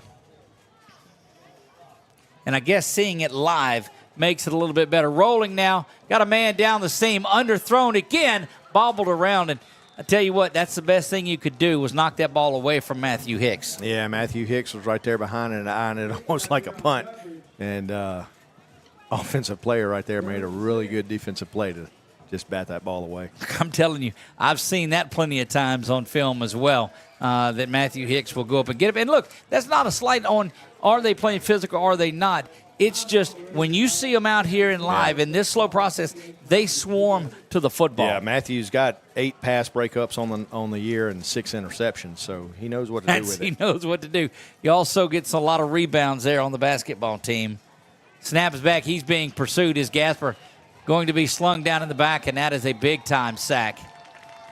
Yeah, good job, Gage Wright coming through on the defensive front there for the Eagles, and then Austin Parr out on the outside, not letting the running back get outside of him, getting his hands on him, wrapping him up, and pulling him down for a loss here. And it's going to bring up a 4th and 13 here for the Jaguars at Menard's 43-yard line. It looks like they're going to bring out the punting unit. And again, we talked about it at the start of this series, once they had made it down here, that this is where the Eagles tend to bow their necks a little bit. They've done it all year. I mean, we've seen it against really good teams like Kinder. I mean, playing Kinder tough for 3.5 quarters, bending but not breaking. Been close to blocking a punt. Snap is back there. They'll miss it by a yard or so. Good high punt. First one we've seen like that, and they'll duck out of the way. And that takes just probably as perfect of a roll. The ball stops in between the 1 and the 2-yard line. Goodness gracious. Yeah, about as good a punt as you can get right there. It's going to be down here at the Menard 2-yard line. This is one of those now where Nick and I on our Friday night normal calls will differ a little bit. So I'm play action, and I'm trying to get 97 yards right here. Yeah, so, I'm giving it all, getting myself 3 or 4 yards of breathing room right here. You and Nick spend too much time together. Now I play action. I find look at all the room Hicks has out here. I know it, but you have a block breakdown or something in the end zone. You get a hold in the end zone. Next thing you know, it's 2 points the other way. One safety over the top in tight coverage. Matthew Hicks beats that every time. He probably does, but I'm not risking a hold, and I'm not risking something in the end zone. I'm getting 3 yards in cloud of dust right here. Here we go, 1st and 10. Snap is back, or you can just get Purcell, but he has caught Peyton Purcell on a designed quarterback run, just takes it up the middle and is brought down. Nothing doing there. Yeah, Peyton gets it out to about the 3-yard line, so usually about a yard of breathing room here. Bring up 2nd and 9 for the Eagles. That's why we throwing it. Look, I'm glad you're pressing these buttons and I don't have to. You got to remember, I learned my offensive skills from playing Tecmo Bowl back in the day. So that's all we did was drop back and throw it. See what Peyton's got called in. He brings motion in to get him an extra blocker there on the left side. Handoff is to the left, works his way back into the middle, going to be just a yard pickup there. Yeah, it's going to get it out to the 4-yard line, bring up 3rd and 8 here for the Eagles. We get a little bit of breathing room. We'll see if Julio turns Peyton loose here and lets him throw it right here deep in their own territory, or if just trying to get a little more room and get a good punt off. Look, I'm telling you, the precision work that this offense have done, you can't second guess anything that they're doing. They're up 27-0 and have been pushing all the right buttons. Snap is back, handoff comes up the middle, banging around and out to the 8-yard line, where it will bring up a 4th down for the Eagles. Yeah, I mean, you look at how the Eagles have been playing on defense. I mean, they've pitched a shutout so far. I mean, you got the ball out to the 8-yard line, give yourself plenty of room to punt here and kick the ball, let your defense get on the field and see what they can do. It looks like Coach is going to take this clock all the way down and probably call a timeout here. We'll take it with them when it gets down to that point, so you're not faking this either. No. If we didn't throw it downs 1 through 3, we are not faking it on 4th and 5 to go from our 8-yard line. Look, let me tell you, the one thing that I've learned out of 10 weeks of watching this offense, if they get a lead like this, they are going to lean on you and strangle you and play field position, and his goal is to get to next week in the 2nd round of the playoffs, and he is well on his way to doing that here early. 3:13 to go until halftime. We're going to step away. You are watching Menard Eagle football right here on 446 Sports.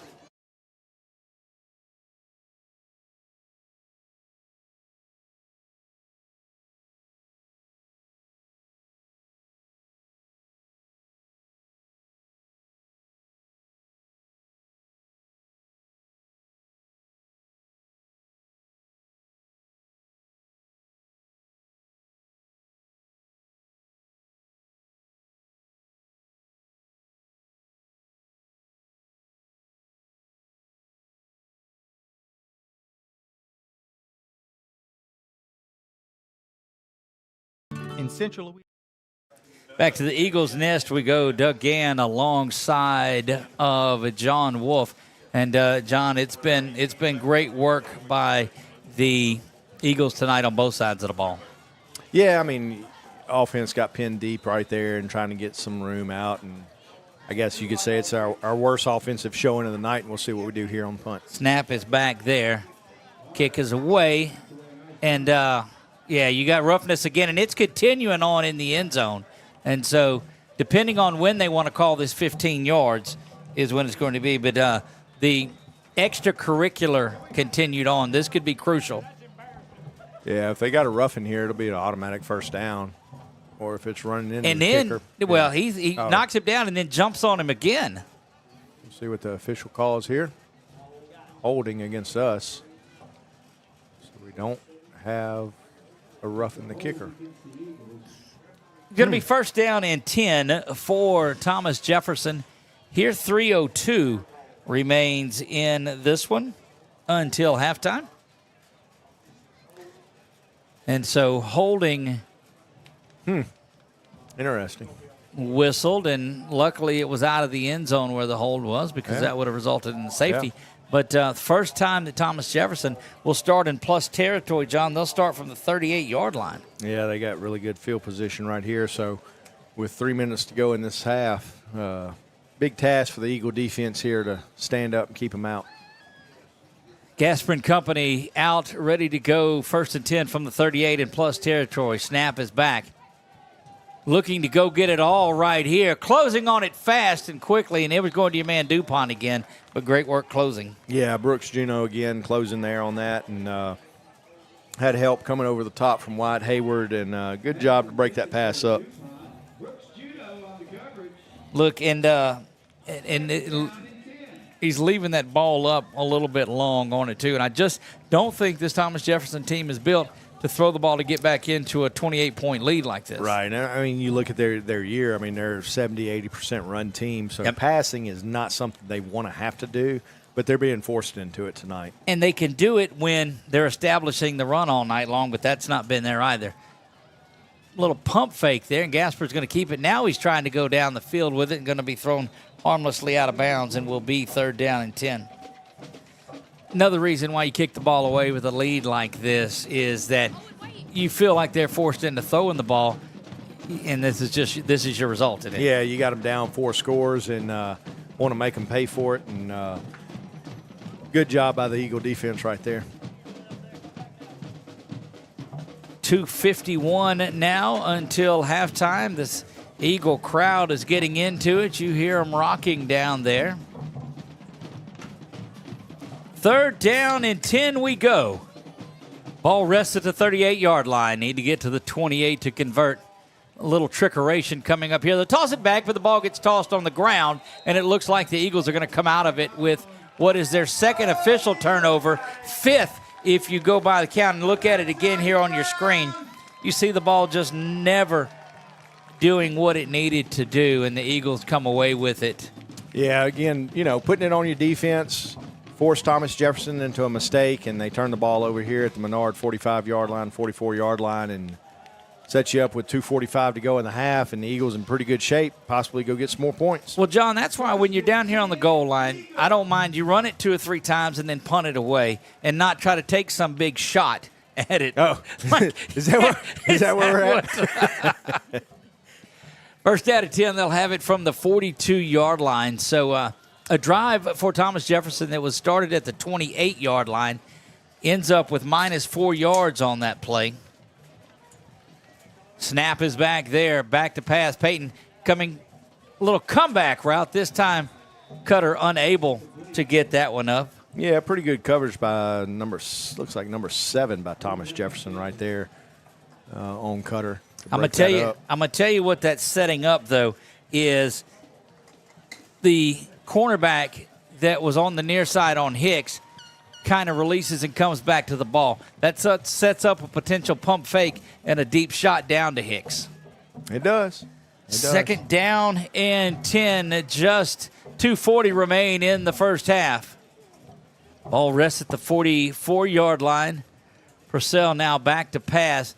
Sets up that little middle screen. Boy, that's right in the middle of those linemen, too. That's a longer screen than normal. Tell you what, I think we got away with one right there. That ball. Some ineligibles. Yeah, I think we had 4 or 5 downfield on that because that ball was completed a good 2-3 yards past the line of scrimmage. But we'll take it. It's going to bring up a third and 6, 3rd and 7 here for the Eagles. They'll give him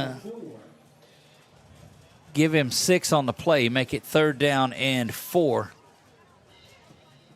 They look to the near side and content, I think, to run a little bit more clock off too. I don't see that that's a hurry up that they're concerned about. Peyton calls for it with 6 seconds left on the play clock, rolling around. He's being pressured, just have to dump this one off, and you're going to get a penalty that comes in at the end of the play. It came after what would have been holding, so just not sure, but he looks like he's looking at that, John. Yeah, I mean, it looked like Aiden Moran made a pretty good block on the blitzing defender up the middle there, and I don't know if they're going to call holding or what. I think he was – you going to call intentional grounding or wave it off? I'm not sure what he's got. He was outside the pocket. Did the ball go beyond the line? They're going to call holding. And, I don't know that I take that because, Menard content to punt that ball away. But yeah, I mean, it's going to let them replay the down, bring up 3rd and 13 here. It looks like I think we had Holden, what they're telling us, Holden number 71. That'd be Cade Tassan on the inside. So that's where they got the hold at. So it's going to bring up 3rd and 13 here with the clock will be stopped with 1:53 to go. 3rd down, 13. Ball rests at the 41-yard line. Line to gain is the plus 46. Purcell back to pass now. Here comes, trying to look like the screen again, but pocket's going to break down. He's going to have to get outside of the pocket and throws it over the head of Matthew Hicks and company. Yeah, good job by Peyton. Looking downfield, didn't have anything, was deep back in the pocket, got outside the pocket and was able to throw that ball past the line of scrimmage. So we can punt that away without a loss down or penalty on that for intentional grounding. As we saw, a little bit of pressure brought by Thomas Jefferson right there on that play. Look, and this is right up Coach David Perkins' alley. He is content to play field position. You remember his last possession, they kicked it from the end zone. Now they're putting it from the 40. You're flipping the field, and you've heard that term throughout. Absolutely. And forcing Thomas Jefferson, like we said, they want to score points here. They're probably going to have to throw the ball on you. And we've seen what's happened when they've done that. Back ready to kick this one away. Snap is back, and it is stopped. Maybe delay. Yeah. Yeah, they call that. So we'll set the...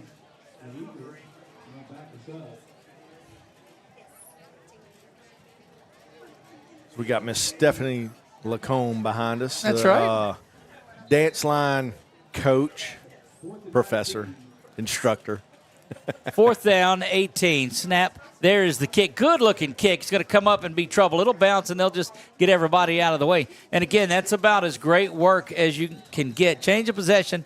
We'll keep it here. Just a reminder, John, a reminder, when the Eagles win this game tonight, we'll be back at Bricato's on Wednesday night for those regulars that go to the show. We love having you out there. Our regulars like Lynn Roy. That's right. Who is there is 1:33 to go until halftime. Eagles in command of this one, 27-0.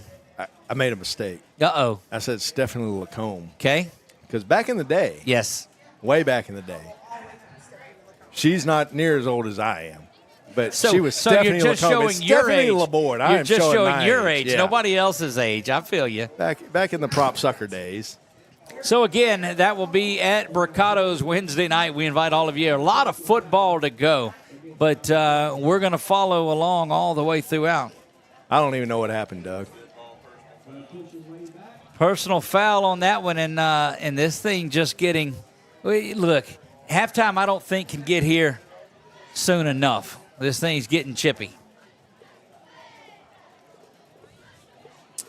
Yeah, as it looks like Thomas Jefferson's going to get backed up half the distance here from about their 28, so should be about the 14-yard line. And there's another one, too. Oh, they had another one on top of that? Yeah.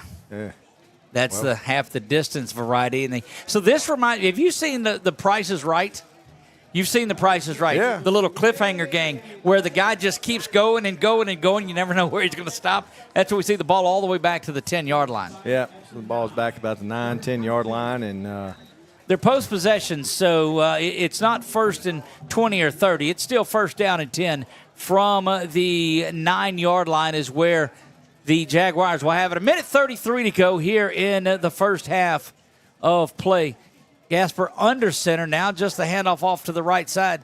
And, boy, that's been just right in the teeth of the Eagles' defense. Yeah, they've done a good job on the runs. So little trap plays up the middle, and that front line of Carson Albanian, Gage Wright, Jacob Janice up there getting his nose in on things and playing well up front. Cooper Sullivan, number 24. This is another case of those that we're looking for our Express Pros lineman of the week. It's a tough choice. That entire line, offense and defense, has been playing well. Yeah, I mean, you got 4 scores on the board before halftime and a shutout being pitched on defense. I ain't mad at it. 51 seconds and counting. There's a handoff off to the right side. Same play, same result. Dropped deep into the backfield. And again, Perkins not really in a hurry to call a timeout there. He's just going to let things continue to roll it.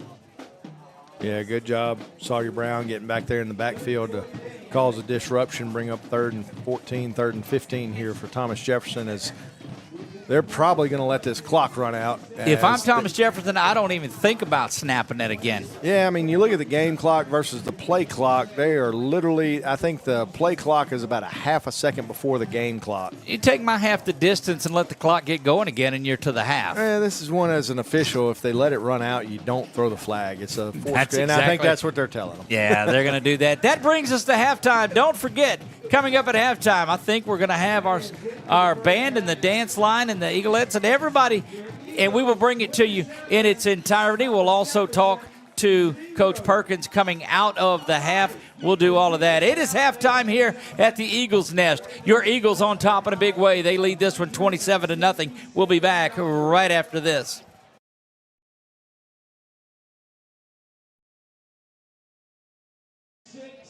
Two 517-0662. 517-0662. If you have that, come on up to the press box. We got your money.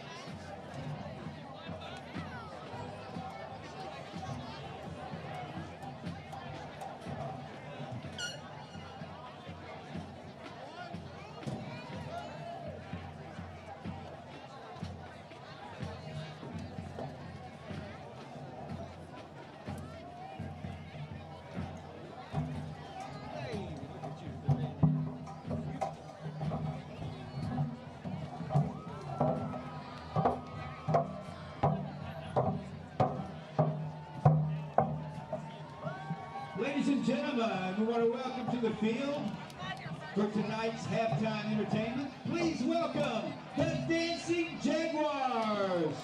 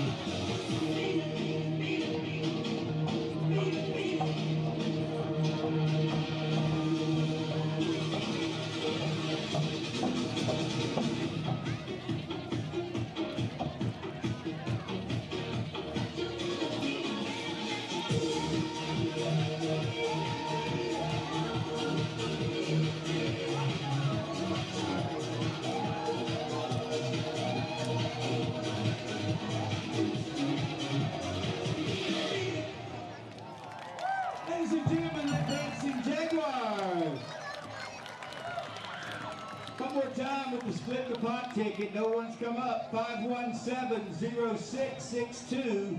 517-0662.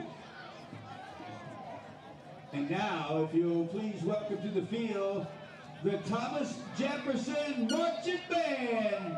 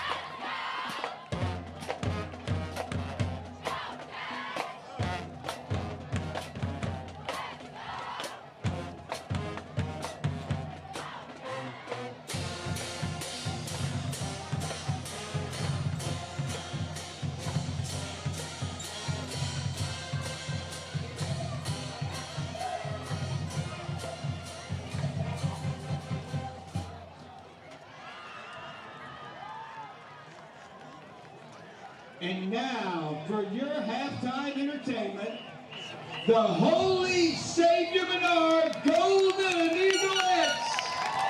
Tonight they're going to be performing a high kick routine to Baby I'm a Star. Watch as these young ladies showcase their passion and love for the Eagles.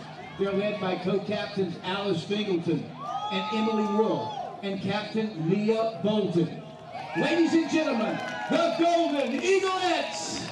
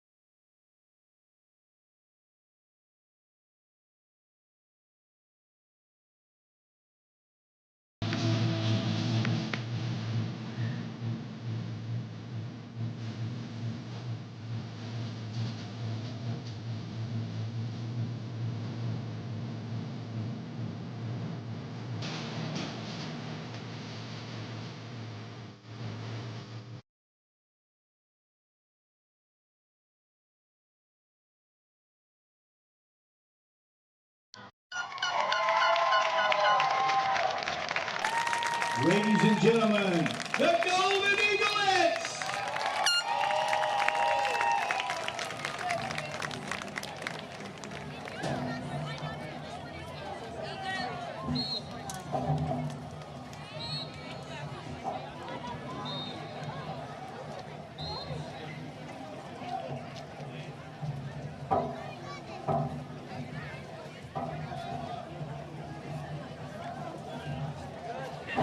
Coach, 27-0. You know, we had all phases of the game. You know, special teams, defense, offense. What do you think of the first half? Well, you know, couldn't ask for much more. Ladies and You know, gentlemen, we have a winner of our split deposit of $167.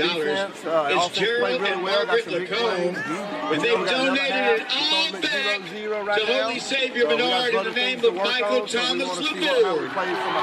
Being ahead like that. You know, we had the turnover, and that sort of set the tone with Branson Bullard. Then, you know, we went in for the touchdown right off the bat. And so, you know, we were able to get a lot of pressure on that quarterback. And so, that was absolutely the game plan. You know, we're a pressure type defense, and we're going to bring some more pressure this half.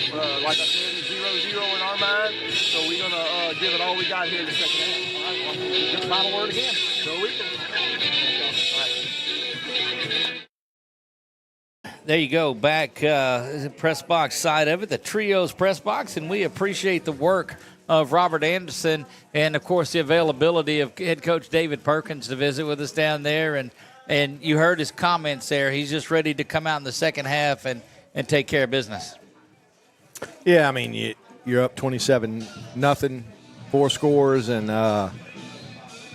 just want to get out of the second half, get nobody hurt, get this second half wrapped up, and look forward to week 2 of the playoffs here. So here's a side discussion about it, too. You saw the chippiness that it is. If you're an official, you're keeping an eye on that type of stuff. The one thing you can't do if you're Menard is get caught up in that, because it'll have ramifications for your second-round game. Yeah, you got to be careful with the penalties and the unsportsmanlikes and personal fouls and what you get and ejected for. You know, it depends on if you're going to be back next week. And like you said, you can't get caught up in it as an Eagle. Get above it. Look, you got this game in hand.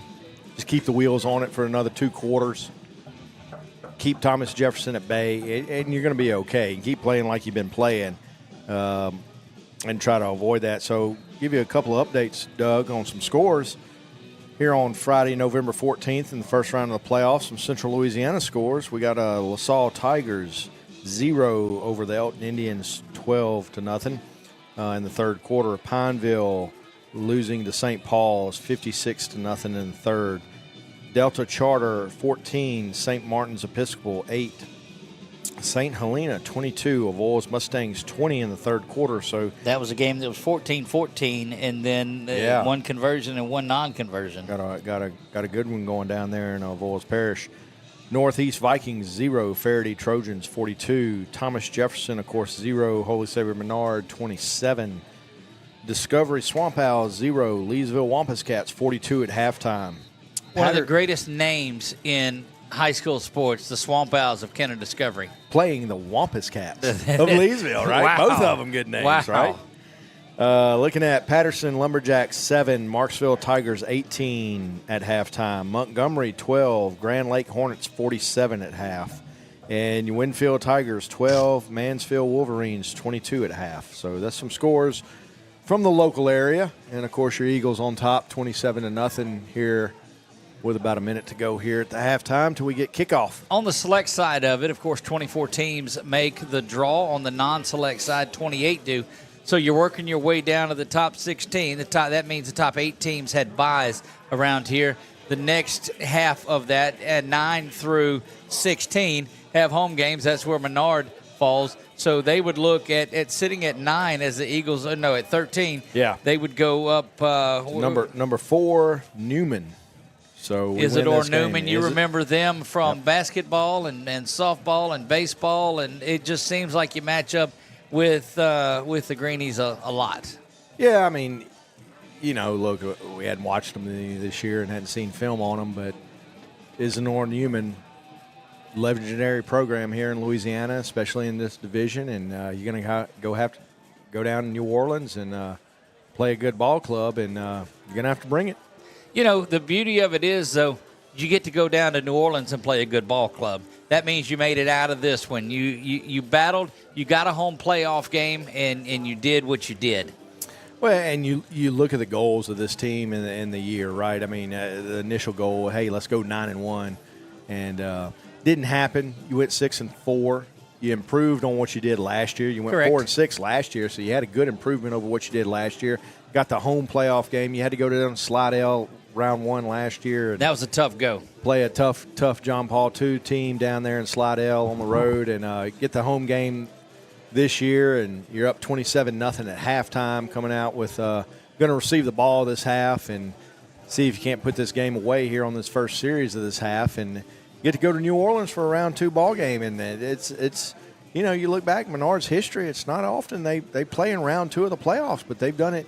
This will be the second time in 3 years they've done it. Look, want to take this opportunity to thank our crew, of course.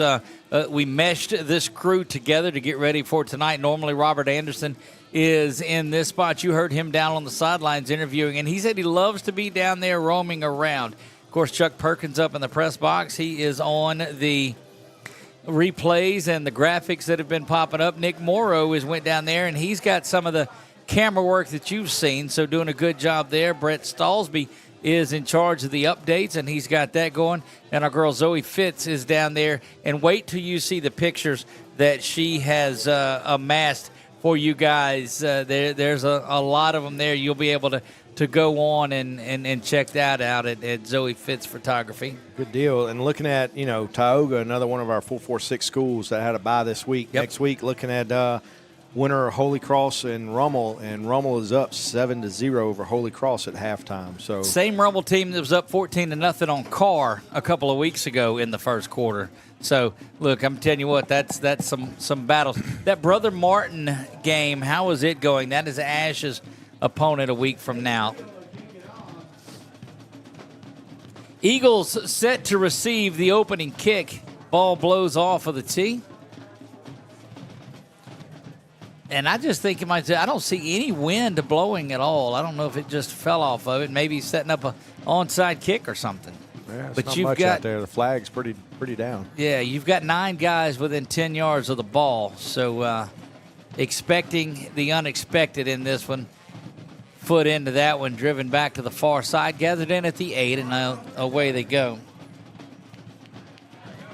He's got a chance down the sideline. Austin Parra driven out of bounds by the kicker. He had one man to beat there down at the 42-yard line. Yeah, good job by Austin right there. Take that ball and just go down the left side and use his speed to get down to the 45-yard line of Thomas Jefferson. Take a look at it again as you'll see Austin gathered in at the 8-yard line and then make his way. Made a man miss there, cuts back inside and then to the sideline, and that's where they tell you to get to. Good things can happen there. But the Eagles will have it now, John, 1st and 10 from the 45.5. Call it the 45-yard line, 1st and 10. Yeah, as we see 4 wide out set here for the Eagles. Snap is back. Looked like it might have been a little bit early, and a quick hitter getting out to the near side, tackled and then slung over again, but good work getting out there by number 52. Yeah, Ashton Woods out there for the Jaguars to get Cutter down for no gain right there. That one is still Brother Martin on top of Liberty Magnet. Yeah, 14-0 at half. Liberty Magnet, of course, coached by Jimmy Zachary. You'll remember him from Opelousas' state championship a couple of years ago. So Jimmy Zachary down there at Liberty Magnet now. 2nd down and 10, so no gain on the play. Snap is back there. There's that design quarterback run that we saw. And, look, I'm telling you, they got a good eye on that one from that first half and really took advantage of defending that. Yeah, just nothing going up the middle for Peyton on that play, and it's going to bring up 3rd and 11 here from Thomas Jefferson, 46. So they gave him a loss of a yard on that one. And again, this is where Coach Perkins and that offensive unit will just try to grind you away. 3rd down and 11. This could be a shot down. Coming out to the near side is Purcell's out at the wing. Nope, going to keeper. Yeah, that's Moran that got the direct snap because Purcell was out here at wide receiver. So direct snap to Moran, just overloaded the left side there, and Moran off left side. Fooled all of us, didn't it? Good run for the 1st down. Yeah, that was and look, Purcell is still out here at the wideout. And look, the ball's not coming to him because he wasn't included in the huddle at all there. They stack it in tight and just going to run a little bit here. Again, the keeper, Aiden Moran, is going to keep it himself. Cuts back to the inside, spins around and dropped down at the 24-yard line. And that's not a bad play call. Hey, you're just loading up bodies and say our blockers versus your blockers, our runner versus your runner, and man on man, and let's see what happens. And Purcell will move back over to quarterback now. 8-yard gain by Aiden on that play. I'm pretty sure we had 5 men in the backfield on that play, too. Certain of it. Because Peyton was adamant that he was off the line right there. Look, I'm just thrilled with the game plan that Coach Julio has had tonight. Now, these guys out here in green are executing it flawlessly, but it's just been a great week, and you saw that. Setting up the screen there, going to dump that off, and Peyton gets hit pretty good there at the end of it, but right after the play, and that's going to bring up 3rd down and 2. Yeah, Peyton looking off to his left side, looking over at, not sure if that was Cutter or who that was out there on the left side. It seems like the way the offense lets the line through, they're setting up a screen, but they're still getting the receivers out deep in there. I'll have to go back and look at a little of that. Snap is back there. Purcell again off the right side. Helmet comes off, and he'll have to come out, which he would have come out anyway on this one. Well, no, he won't because it's 4th and short is what it's going to be. Yeah, it's going to be 4th and a little over a yard. And I tell you, Peyton was one tackle away from breaking that for about 10 to 15 yards off that right side right there, and couldn't break that tackle, and it's going to bring up 4th and 1 here from Thomas Jefferson, 23-yard line. And expect what we saw the first couple of plays earlier, Aiden Moran, to get that in that big, heavy set. Yeah, it looks like we got Austin Parra here at quarterback number 7 filling in for Peyton. Snap is back. Aiden Moran has it, and he's going to get the first down. And that play's been real effective, and you'll see Peyton Purcell make his way back out. Yeah, just direct snap to Aiden right there off the right side as they're keeping Peyton out right now. So we'll see what Austin and Aiden can do here with this offense. That means they're content to go down there and choose some clock. Snap is back. Now it goes to the other the other back on there. That's Austin Parra that's got that one. And man, I'm telling you, when you got two guys back there that could potentially get the direct snap, that's tough. Yeah, and two guys that can run the ball really well. I mean, Austin Parra and, of course, Aiden Moran's running ability. And you put a couple blockers in front of them, see what they can do. And you look at this Thomas Jefferson defense and how many of those guys you see with their hands on their hips right now. It's a lot of them. It is a tired group that is out there. This Menard team has held on to the football a long time. You see it's 27-0 on your Wallace Eye Associates scoreboard. Little movement, and I think that Thomas Jefferson's getting a little dose of what they've been running here. That'll bring up third down. You will see Peyton return. Yeah, third and 5 here. See Peyton Purcell come in and give you that passing ability here on 3rd and long or third and 5. We've seen Hicks down the seam a lot on this one. He's in the slot out there with Cutter. Yeah, Cutter's out there. So you've got the real good potential. Trying maybe to get a quick 5 out of the deal. Doesn't do it. Good discipline from Thomas Jefferson. Clock down to 15 and 14. Handoff, though, right up the middle. Moran's got it banging around and taking advantage of the tired inside defense for the first down. Yeah, good job. Good blocking up front. Good hole up there for Aiden, and Aiden finding his way through into the 9-yard line here for the Eagles and set up 1st and goal. Tremendous work. You saw the instant replay one more time, brought to you by NDI Heating and Cooling.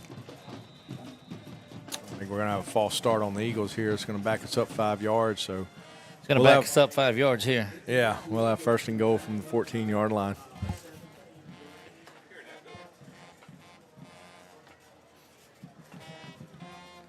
.6:38 to go in the third quarter of play.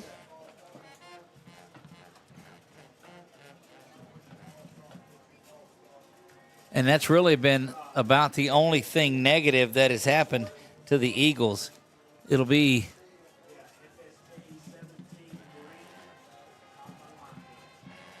Purcell back to pass now, setting up the screen once again.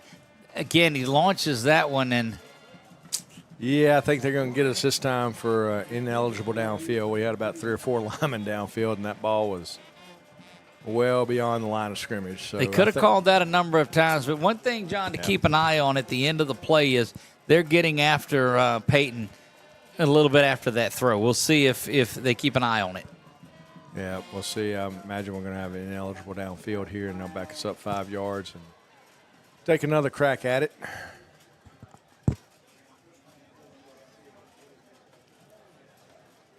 We had good food brought to us, Doug, at halftime. Al Matthews in the game down there for Menard, and River Rouge Millworks, Jimmy and John Lyons down there bringing up some sliders for us. And I tell you, they've been feeding us all year, man. You told me to keep an eye on the silver pan when it comes up, that I would be happy when it got up here, and you're spot on. And we had multiple silver pans, so it was a good night so far for food. In the concession area down there, bringing stuff up. Yep. Our entire crew was able to eat. And one thing you said, that they would take care of us up here, and as they have all year. Al Matthews does a good job. He's been doing it for a number of years here at Menard, and always a good job with Al. 6:16 to go. Snap is back. Peyton dumps off the little jailbreak screen, and it's going to be back to the 11 is where they'll go. So it'll be 2nd down and goal. Yeah, it's going to get them to the 11-yard line and get some of that penalty yardage made back up. See Wyatt Hayward out there playing in the slot, something we hadn't seen a lot this year, or I don't know if we've ever seen it. Playing out the slider, the wide out up top side of the screen, and up there was Zach. Look, you've seen a lot of things that go on film now. You've got more, it looks like, is that Hicks and Knowles, and that's a deadly combination on that side unable to get it over to. No, that is. Yeah, he was looking at Cutter. Yeah. Kind of on a little out route right there and just missed him at about the 5-yard line. It's going to bring up 3rd and goal here from the 11-yard line for the Eagles. 5:20 to go in this. You see it on your Wallace Eye Associates scoreboard. You can keep up with some of the things. You see the teams that are on a bye week. Of course, St. Mary's big win. That is on our Saddlers Towing scrolling scoreboard.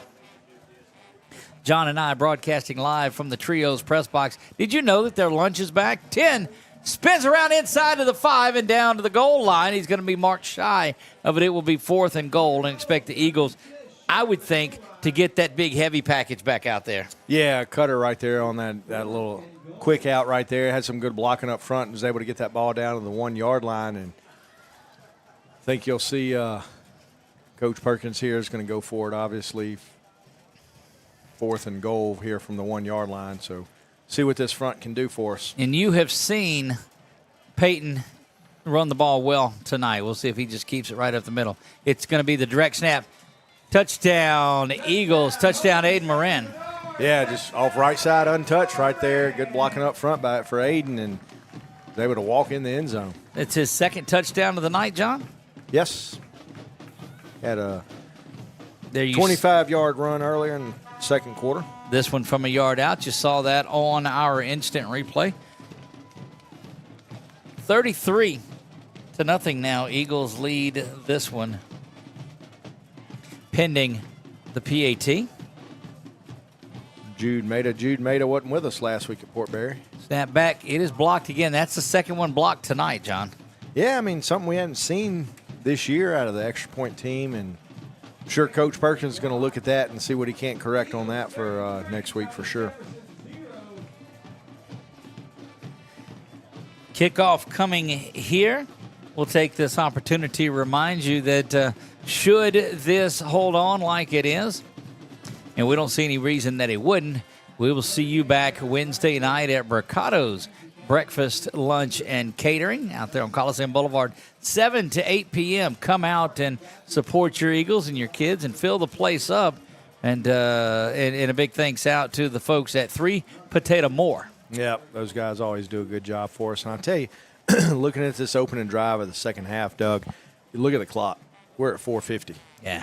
In the 3rd quarter. Menard has been able to really drain the clock. 7 minutes and 10 seconds. And, yeah. I mean, that's a game-winning, playoff-winning drive right there. Yeah, that's what you want when you have a 4-score lead, is bleed the clock and be able to put points on the board. Set to put a foot into this one, and that is Kidd that is back there to kick. That one bounces up around the 10-yard line where it's gathered in. Out to the 20, far side now, brought down at the 25, and where Thomas Jefferson will have it once again. Yep, good job kicking by Hayden tonight, as he has been the past several weeks. Bring that ball out to, looks like about the 28-yard line for Thomas Jefferson. 4:46 to go here in the 3rd. Delighted that you are tuning into this one. If you're new to our Facebook, give us a follow. Our YouTube, make sure you hit that subscribe button and keep up to date when we are live and on the air, and we'll be there. It'll be a long trip for you guys next week. It will be a long trip for us. But it's one of those long trips that you like to make. Round 2. Snap is back there. And, again, John, handing off the ball, and this is one of those things that we talked about as it's 33-0, that just don't know that Thomas Jefferson is built to come back in a game like this. Yeah, they're not. You know, we talked about it earlier. 70-80% of your plays are run plays, and just not a quick strike, spread tight team, and it's going to be tough for them. And the way the Eagle defense has been playing lights out this second half, or the whole game really. The entire game they have, yeah. Handoff goes to the right side and just pinning their ears back and getting after it. 3rd down now. Yeah, good job up front by the Eagles right there. Cooper Sullivan, Sawyer Brown and company doing really good work up front. Force a 3rd and 7 here against these Jaguars. 3rd and 7 it is. Ball rests outside the 30-yard line. The line to gain is the 38. Snap back there, a little play action. Rolling the pocket to the near side, but pressure coming. Unable to get out of it the first, or gets out of it the first time, unable to the second time, and a host of Eagles there. Watch it, John.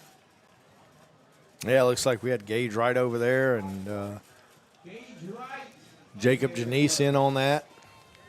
Looks like Cooper Sullivan in on that.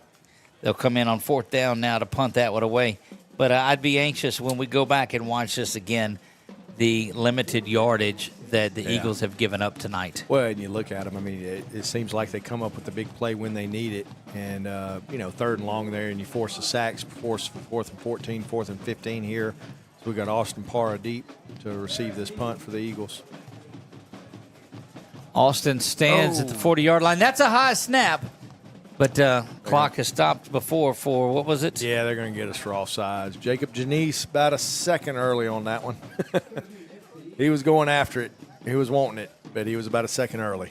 So is that what caused? I was looking back at Para there. Was that what caused the snap? I think he had a bad snap regardless, but Jacob Janice was offsides a good bit, so it's going to bring up good 4th. bit. Yeah, a second offsides is a long it way. was a good bit, but bring up 4th and 10, so we'll see if he goes after it again here. He's obviously wanting it. This snap is back. Just gets it away. That's high towering kick. Coming up, Austin's got it. Makes a man miss, but has to dive down. Boy, he lost his footing as he made that cut and dives down at the 48. Yeah, good job by Austin coming up field that punt and limit that bounce, limit that return, and give Menard good field position here at midfield. 1st down and 10. It has been that kind of night. A couple of touchdowns on the night for Aiden Moran. Great to see. But that interception to start the game really was huge. Yeah, it was. You're talking about, let's see, the Branson Buller. Yep, Number 31. Branson, yeah. yep. 40-yard return there on the INT. That was a big momentum shift in the game. 1st down now and 10 for the Eagles, and expect them to just chew clock again. Handoff off to the left side, unable to really get anything going except the clock. Yeah, I think that was that was Peyton just off the left side for no gain on that. 2nd down and 9 3/4, so make it 10 yards. Ball rests just at the 49-yard line of the Eagles. Purcell looking straight at the scoreboard, looking at the play clock as well. So got to believe they're telling them, look, don't snap that ball until there's about 6-7 seconds left. Motion comes from the near side. The snap is there. Handoff off to the left side. Aiden Moran, he's got clear. 30. Now 20 goes Aiden to the house. Touchdown, Menard Eagles. Touchdown, Aiden Moran. Untouched. As you watch it here on the replay. Yeah, I mean, just nobody gets to him. He makes the man miss here and all the way. Boy, that's the time if I had my yellow Sharpie, y'all would have seen it on the telestrator. But that is the 39th points of the night, and that is great work by, look, don't take anything away from that Aiden Moran run, but I'm telling you what, that offensive line opened up a pretty big hole. The Frog Legs made it up to the press box. I know what we've got. What we got here? Care of Dude Maida. Timeout kick. coming. That kick is up, hits the scoreboard, and 40-0. Your Eagles lead it. We'll be back right after this.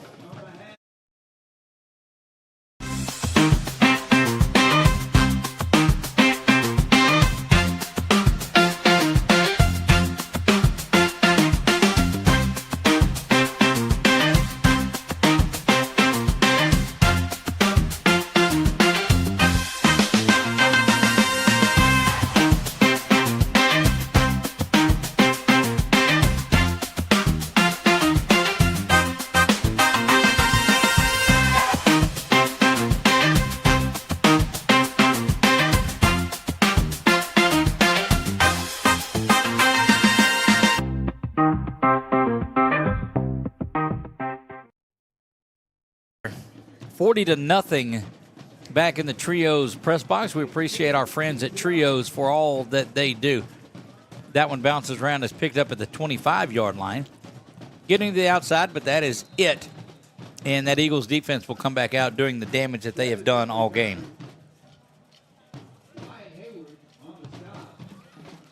Boy, just every time you turn around, John, something in one of those little those boats makes its way up here, and this was not terrible. Telling you what. Guys at River Rouge Millworks. Doing a tremendous job. Yeah. Look, what I like I don't even know what we're eating. Is that good tailgate section that's going on down there. They've been having the time of their life. Yeah, fun time down there. So if you ever get a chance to come to the Menard game and come out early and visit the tailgates, I promise you'll see somebody you know. First down and 10, Thomas Jefferson just trying whatever they can now to get out of this.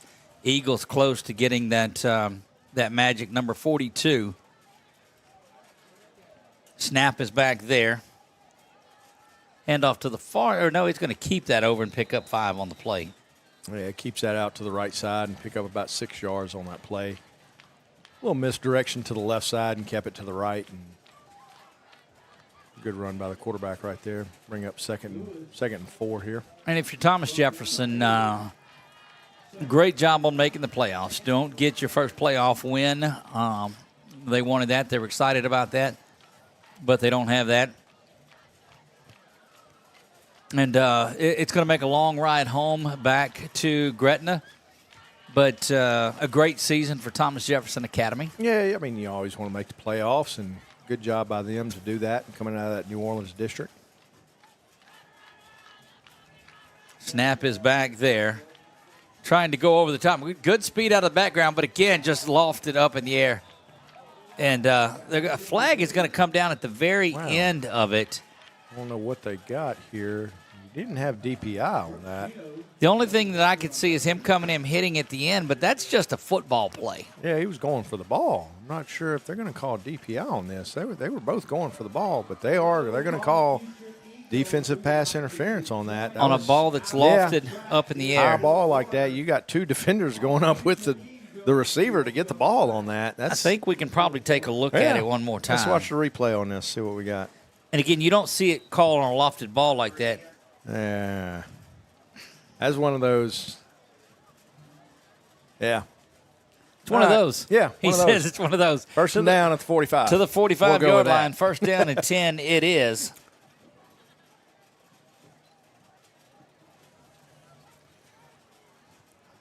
.21 on the play clock, game clock stopped. That's going to be off to the right-hand side. And look, that run defense for the Eagles has been – he come out of there with the – now, that wasn't the ball. It was a helmet that he came out there with. Yeah, Jack Simpson out there and that whole defensive front. Gage Wright, we've been seeing playing some defensive line. Carson Albanian, Sawyer Brown, of course, Cooper Sullivan out there doing a great job up front for that D-line and shutting things down between those tackles all night long, really. Fourth quarter break coming up here momentarily. 13-12. Play clock not moving at all. It looks like Thomas Jefferson is going to hang on to it. Nope, 8 and 7 and 6. They come up to the line of scrimmage. 1, and that will do it for the third quarter of play. We'll be back for the fourth quarter. The Eagles rolling in this one on to the second round. They will go. We'll be back right after this from BK Distributors. When it comes to celebrating big moments, BK Distributors has you covered.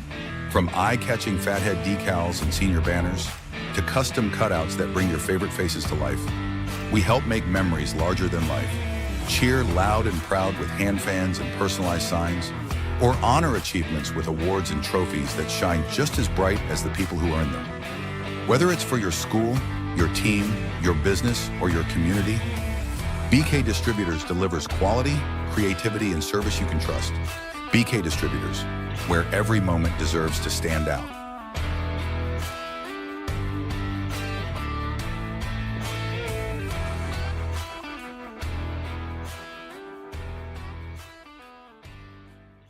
A hot and steamy au jus is the king of dips. It enhances the flavor of everything. Roast beef, onions, cheese. I would dip everything in Anjou if I could. Everything. Take it from a real firefighter. You gotta come and try this new French dip sub. Discover golf like never before. Back we come to the Eagles Nest. Doug Gann alongside of John Wolf and not Chuck Perkins. Chuck is pushing the buttons tonight and doing a great job down there with our instant replays and our graphics, and got to use a lot of them tonight, so that was good. Second down and 10 we go. Start of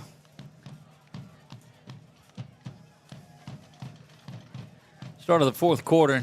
Struggling back there. Here comes big pressure. Chased all the way around to this side, and Gasper's just going to dump that one away. Clock will stop there. You'll look at it again, and just look at the pressure that comes around that chases Gasper out of there. Dumped off, and the only place he could put it was out of bounds. Third down now and 10. A lot of folks back in action as the bye weeks go away this week. Only time that teams are off. There'll be 16 teams remaining in each of the divisions on the drive to the Dome. Snap is back. Rolling to the far side. Here comes pressure again. Oh, a blind side smack right there. And that one is thrown away. And just, tremendous pressure. Look at the far side coming off and going back and doing it again. That is Sawyer Brown, the sophomore, that just came in and laid the lumber that time. Fourth down. Boy, he has had a big, big night tonight.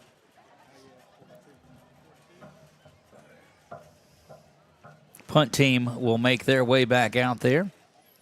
That is Austin Parra that goes back to the 15-yard line.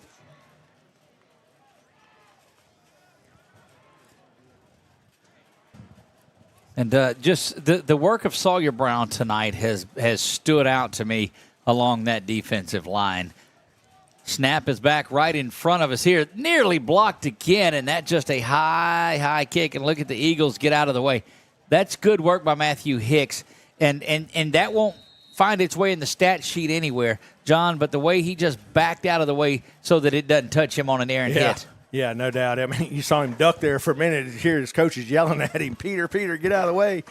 And like you said, back out. So you don't make that mistake and give Thomas Jefferson a free possession down there and inside your own 30. No, not at all. First down and 10 now for the Eagles. They started this second half off with about a 7-minute drive. We'll see what they have here left to go in this one. This is one of those that you just want to come out and grind away on.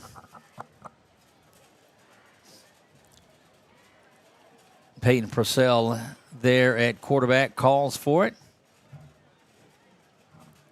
Get another one of those designed runs that'll get that clock going. I think they give him a couple yards on that one, John. Yeah, they got it out to the 31-yard line right there. It's been an enjoyable night to be up here in the Trios press box at Menard. John, it's been a lot of fun. We're grateful to our crew that has helped put all of this together. It takes a lot of them to bring you this, and we thank each and every one of them. Robert, Landon, Nick, all those guys. Got Chuck up here tonight, Brett down there, Zoe, getting some good pictures of everything. Can't wait to see those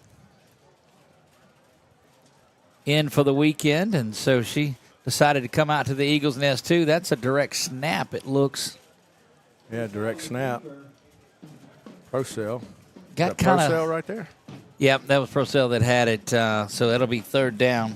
So I guess it's not a direct snap. It looked like it was another number. I guess it went directly to him. But I don't know. We got number 2, Bo Broussard, in the game, I see, senior. And that's great to see. You know, you're capping off a home playoff game. It is a great group of seniors.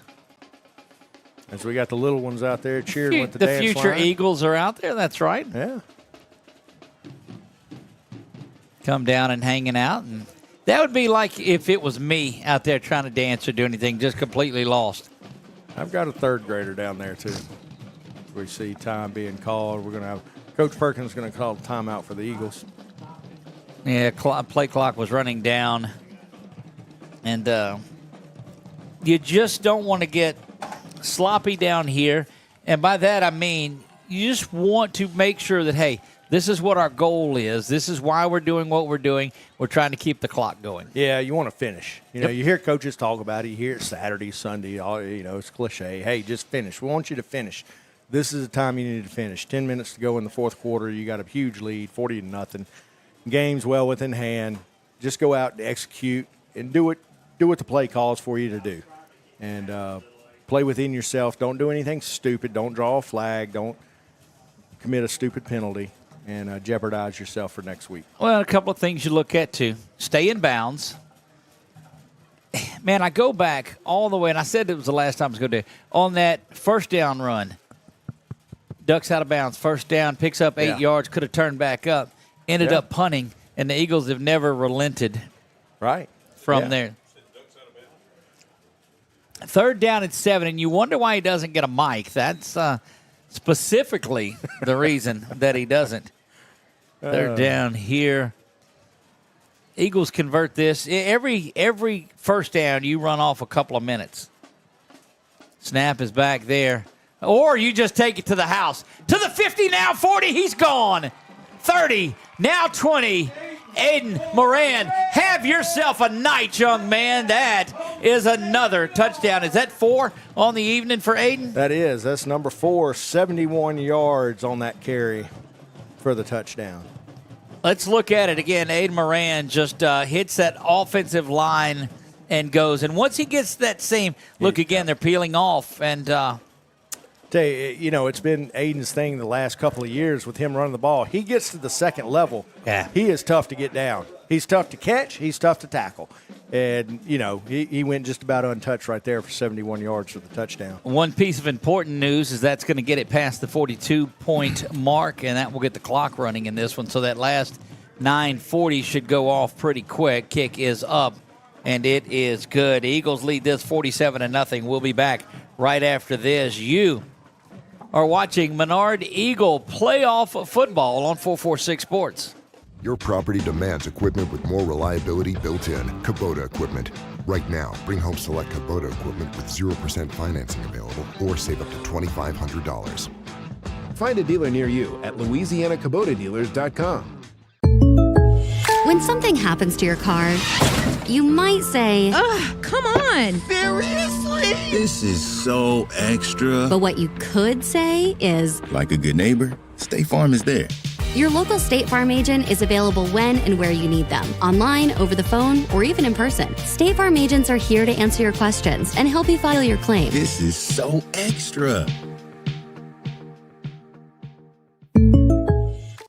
Back to the Eagles' nest, and ran off about 45 seconds during that commercial break, and that's because the clock is in the running. It only stops, John, when? Timeouts and injuries. There you go. There you go. After this kick, Chuck, can we look at that touchdown run again? That's why I like to give him that little insight. Hayden Kidd gets ready to boot it. Squib kick. Squib kicks that down to the 25 where it's picked up there. Eagles are making their way down. Chuck and I both holding our breaths on that one. Let's go back and look at that touchdown run again. It's his force of the night by Aiden Moran, and running away with the Sabine State Bank Player of the Game award there, his 4th touchdown. Look, you talked about that second level. Yeah, once he hits it, man, he's tough. Was not to be denied. And again, we appreciate our friends at NDI Heating and Cooling for providing our instant replay. Need some help with your heating and cooling? I know a guy. How you like that? Know a guy. Anyway. Clock continues now, 7:30 and counting. First down and 10. Well, what a tremendous night it has been for the Eagles. Told you when the A-team was coming out that big things happen. Handoff goes off to the left side. You know that Eagles defense wants to continue. There's not going to be a bit of let up in them here. No, they want to continue this shutout and finish this game off. And see, still got the starters out there letting them play. Well, final home game of it, you believe, barring any upsets and things. It would have to be a drastic upset to get them back here at the Nest. It would then be a quarterfinal matchup, I guess, would have to be. But anyway, it's good to see these seniors. He's going to dive forward for the first down, make it first down and 10. Yeah, you look at these guys, what they play for, what they've played for all year. And, again, I referenced it before the game. I'll reference it again, that number 61 out there at the middle of the field. Yeah. Love like Mike, they say. That's right, Mike Laborde. We lost him this past summer. He would have been a sophomore this year. Right. On that Eagle team. And those guys are playing for him. They said it at the start of the year. This season's dedicated to him. And getting this first-round playoff win by big numbers is throwing him a shout-out for sure. They've honored that young man. Handoff for play action now, rolling to the near side. It's not going to happen here tonight, but I'd love to see a couple of more touchdowns by the Eagles, just if those that are adding up the score would look at. And that's the only reason. That would just really cap off what you talked about. But he's been honored. His helmet sits there on the table at the coaches' show each week. Second down now and 3.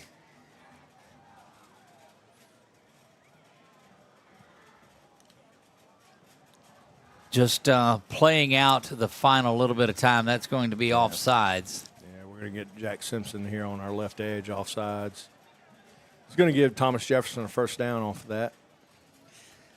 Got back into this game early on, and we were looking at our Express Pros lineman of the week, our Southern Air Cool play of the game, and our Sabine State Bank player of the game. And we got one of them for sure. I think I've got all 3 of them in my mind. Yeah. We'll see how that goes. We let Robert help us decide on those 2. But I'm telling you, it was just such a huge momentum, the Branson Buller interception that really got things going. The relentless work of Sawyer Brown over the middle. He goes and knocked away, going up and getting that one. Yeah, and I don't think he was going to be able to catch that anyway. It was Wyatt Hayward getting up there and getting that and almost making that interception. Good job, Wyatt Hayward, playing a little bit of center field for us right there. We knew this was going to happen. Ouachita Parish wins their opening round playoff game 24-21 over Santa Ma. The Gators of Santa Ma lose to a very, very, very battle-tested and tough Ouachita Lions team. Second down and 10, ball out near midfield. Gasper calls for it. Play action. They'll try a little inside handoff again. Running down the sideline and going to be knocked out of bounds. That's their guy that's been making the plays, DuPont, all night. Yeah, I thought Jack Simpson was going to be able to trip him up there at the line of scrimmage, and Jack just fell down, wasn't able to get a hand on his foot and trip him up and able to pick good yardage up. So just give you another score update from up north. St. Fred's 42, Cedar Creek, or check that, 49-6 over Cedar Creek. St. Fred's doing big work. Congratulations to St. Fred's center fielder Avery Hauser. She signed to play softball at ULM next season. Just a wealth of knowledge. Don't know it's useful, but there you go. Saw her a couple of times in that district with Menard. That one knocked away, or in the playoffs anyway. Out pickup of 7 on it. Yeah, just playing a little bit of soft coverage by the Eagles right there. And not sure what that tackle was, but it wasn't much of one initially. But they gang tackled him eventually and bring up second and 8 here. Second and 2 on the play. Or second pickup 2. of 8. That.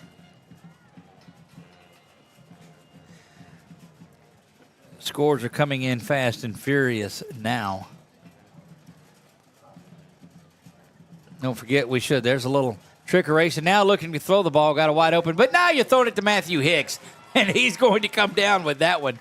See if they mark him in the end zone for a touchback. Yeah. They don't. They mark him short of the goal line at the 1.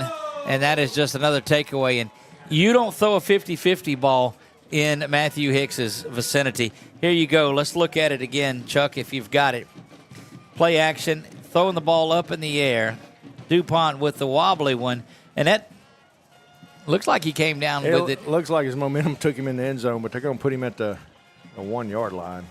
So we talked about this earlier in the game. We're not going to throw, Doug. We're not going to throw. We're going to hand the ball off and get out of there. First down and 10. Minute 25 and running. We just need about 2 snaps here and we're done. And that's when you just get under center and push you can't forward. You can't take a victory formation here because you're in the end zone. No, so. you got to get up under center and just brotherly shove, tush, whatever you want to call it, and get out of the end zone. Off right side they go, gives them a little bit of room, and you'll have to snap it one more time, and that's going to be the ball game. Yeah, that was a direct snap to Aiden right there, it looked like. Big night in this one as the fans start to make their way to the aisles. They saw a tremendous Menard Eagles first-round victory, 47-0. They lead it. Having to just now really take a knee is all they've got to do, but I don't know that you have the room. Yeah, they did it under center. And that'll do it. They'll call. Yep, that is your ball game. The Eagles are going to win this one 47-0 and will move on to the second round. They will head down to New Orleans for a trip with Isidore Newman, the Greenies. Round 2. We will recap a little bit of the night tonight. 4 big touchdowns out of Aiden Moran. One was a yard away. The rest of them were big runs. Absolutely. He had a great night. You see the Eagles lining up for the handshake. Talking over the PA now that Mr. Gatlin said that next week there'll be an early release at noon so the folks can load up on the support bus and head down there. I'm sure the kids love that. Get out of school early. They will love it, whether they're going to the game or not, right. too. But don't forget, we told you, if you're a regular at the Eagles Nest Coaches Show on Wednesdays, then that's the place you need to be. If you're irregular and don't go to them, that's still the place you need to be. Come out and support your Menard Eagles on here, and don't just don't go home. Don't just text us about the show. Show right. up. When the rest of your family goes and you don't, I just don't understand it. But needless to say, what a big night for the Eagles. The Eagles win this one. Still too early to call. We're not going to call our player of the game, our lineman of the game, our cool play. You've got to come see that. That's right. We're going to go down. It looks like we're trying to get to Robert, and they don't have the camera. He doesn't have Coach yet. He's down there on about 33. Coach Perkins over there with the team. But let me see what. Good job by the Eagles tonight. Good first-round home victory here in the playoffs against this Thomas Jefferson team out of New Orleans. And just good play on both sides of the ball. When you look at the defense pitching the shutout like they did, and you look at the offense and the different weapons they used, and then got Aiden going later, late in the second half, and then the second quarter, and then all throughout the second half, and just running the ball. And by halftime, I think they had put the dagger in this Thomas Jefferson team. They did, and just pretty much passing when they needed to. But look, there was a different wrinkle coming out and running Peyton Purcell. And I think that really set some things up. Yeah, it does. I mean, it's something we didn't see at all last week. And Peyton running the ball, and Peyton's shown you give him a little gap, he can get going and rumbling, bumbling, stumbling, as they say, up the middle, and picked up good yardage and still threw the ball well, hit some really good receivers. Of course, you had that Cutter Knowles touchdown for 80 yards there in the second quarter, and Sam Bricotto on the screen pass. So good things working for the Menard Eagle offense tonight. Look, it's just a number of things that you're able to do. Coach David Perkins is talking to his team right now, and we're going to just see what we're able to do. We are going to, and Robert is down there. We're not going to go to him just yet. Robert is waiting around for Coach Perkins, who is addressing his very victorious team. And, boy, 47-0 in this one. I think we can – let's see if we can go down there. You get a look inside everything. It's a crooked look, so we're maybe can get that camera straightened up a little bit. Yeah, 2 years ago, we had Homer Christian. See if we can hear Coach here. There you see Coach Redmond talking to him. But last playoff game here at Eagles Nest was 2 years ago, Homer Christian, which Menard came away with a victory, although it was a much closer game than you saw tonight with 47-0. Well, you're looking at that on-field camera, I'm telling you, right inside the Eagles Nest huddle. And that is tremendous work by Robert and Landon and Nick and all of those guys down on the field and Brett down there. It has just been a tremendous work. You see them in prayer. So we're going to switch away from that, and we'll go back down to Coach in just a moment. We'll let them enjoy that special time with themselves. Big shout out to the folks here at Menard for their hospitality. And we'll see them break it down and see if Robert can get in there with Coach David Perkins now. There you see a victorious group of Eagles making our way over to him. And let's go down to Robert Anderson now on the field. Robert, take it away. You said it. We're like with 0-0 at the start of the third quarter. And we won that third and fourth quarter. So now we're on to Newman next week. Yeah, I just told them boys, we're peaking at the right time. We're going to play a really good team in New Orleans. Newman, that's the Manning school. But, hey, I told them everything after this game is great, guys. We're like I said, we're playing our best ball right now, especially offensively. We're going to be on the road, but, hey, we're coming to play. We're coming to play. We had a great game out of Aiden Moran. Every time Aiden got the ball, he took it to the house and had a great, to finish up. Considering he had the injury last year, he finished up strong. But this entire senior class finished up strong. And they did, and that's one of the best things about having a senior class, And after they lost that senior night right here against Kinder, we were able to win and get back on this field, send them guys out. I know they won't play on this field again, but they'll remember this game the rest of their lives, and we're proud of them. Thank you, Coach. One more last time. Go Eagles.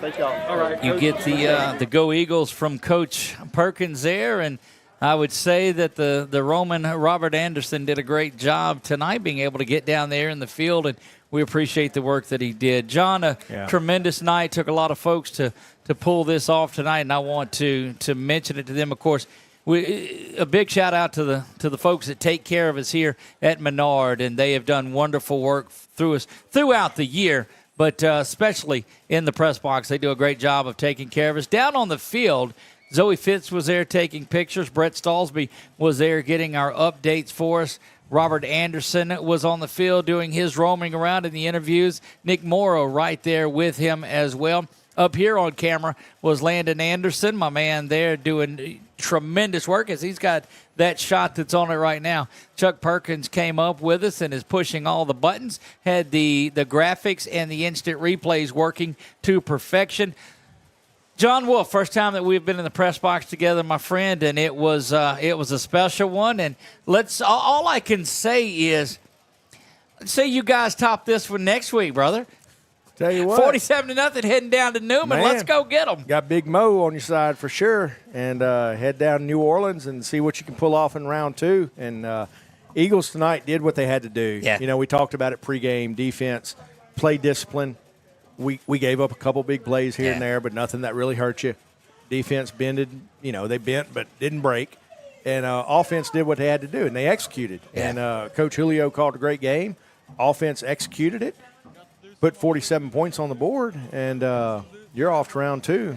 Going to be a stiff competition next week in New Orleans. Not going to be the same team you face tonight. What the playoffs are all about. Yeah, not going to be the same team you face tonight. Going to have a lot more athletes on the field.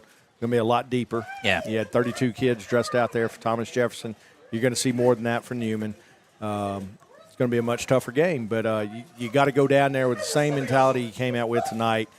Don't make mistakes. Don't shoot yourself in the foot. That's right. Play disciplined football and try to execute on offense. Takeaways ruled the day today. That set up a lot of the offensive work. It'll be a great time talking all about it Wednesday. Again, those that we mentioned, we appreciate all the work that they have done. For my man, John Wolf, I am Doug Gann. God bless you all and good night. Good night.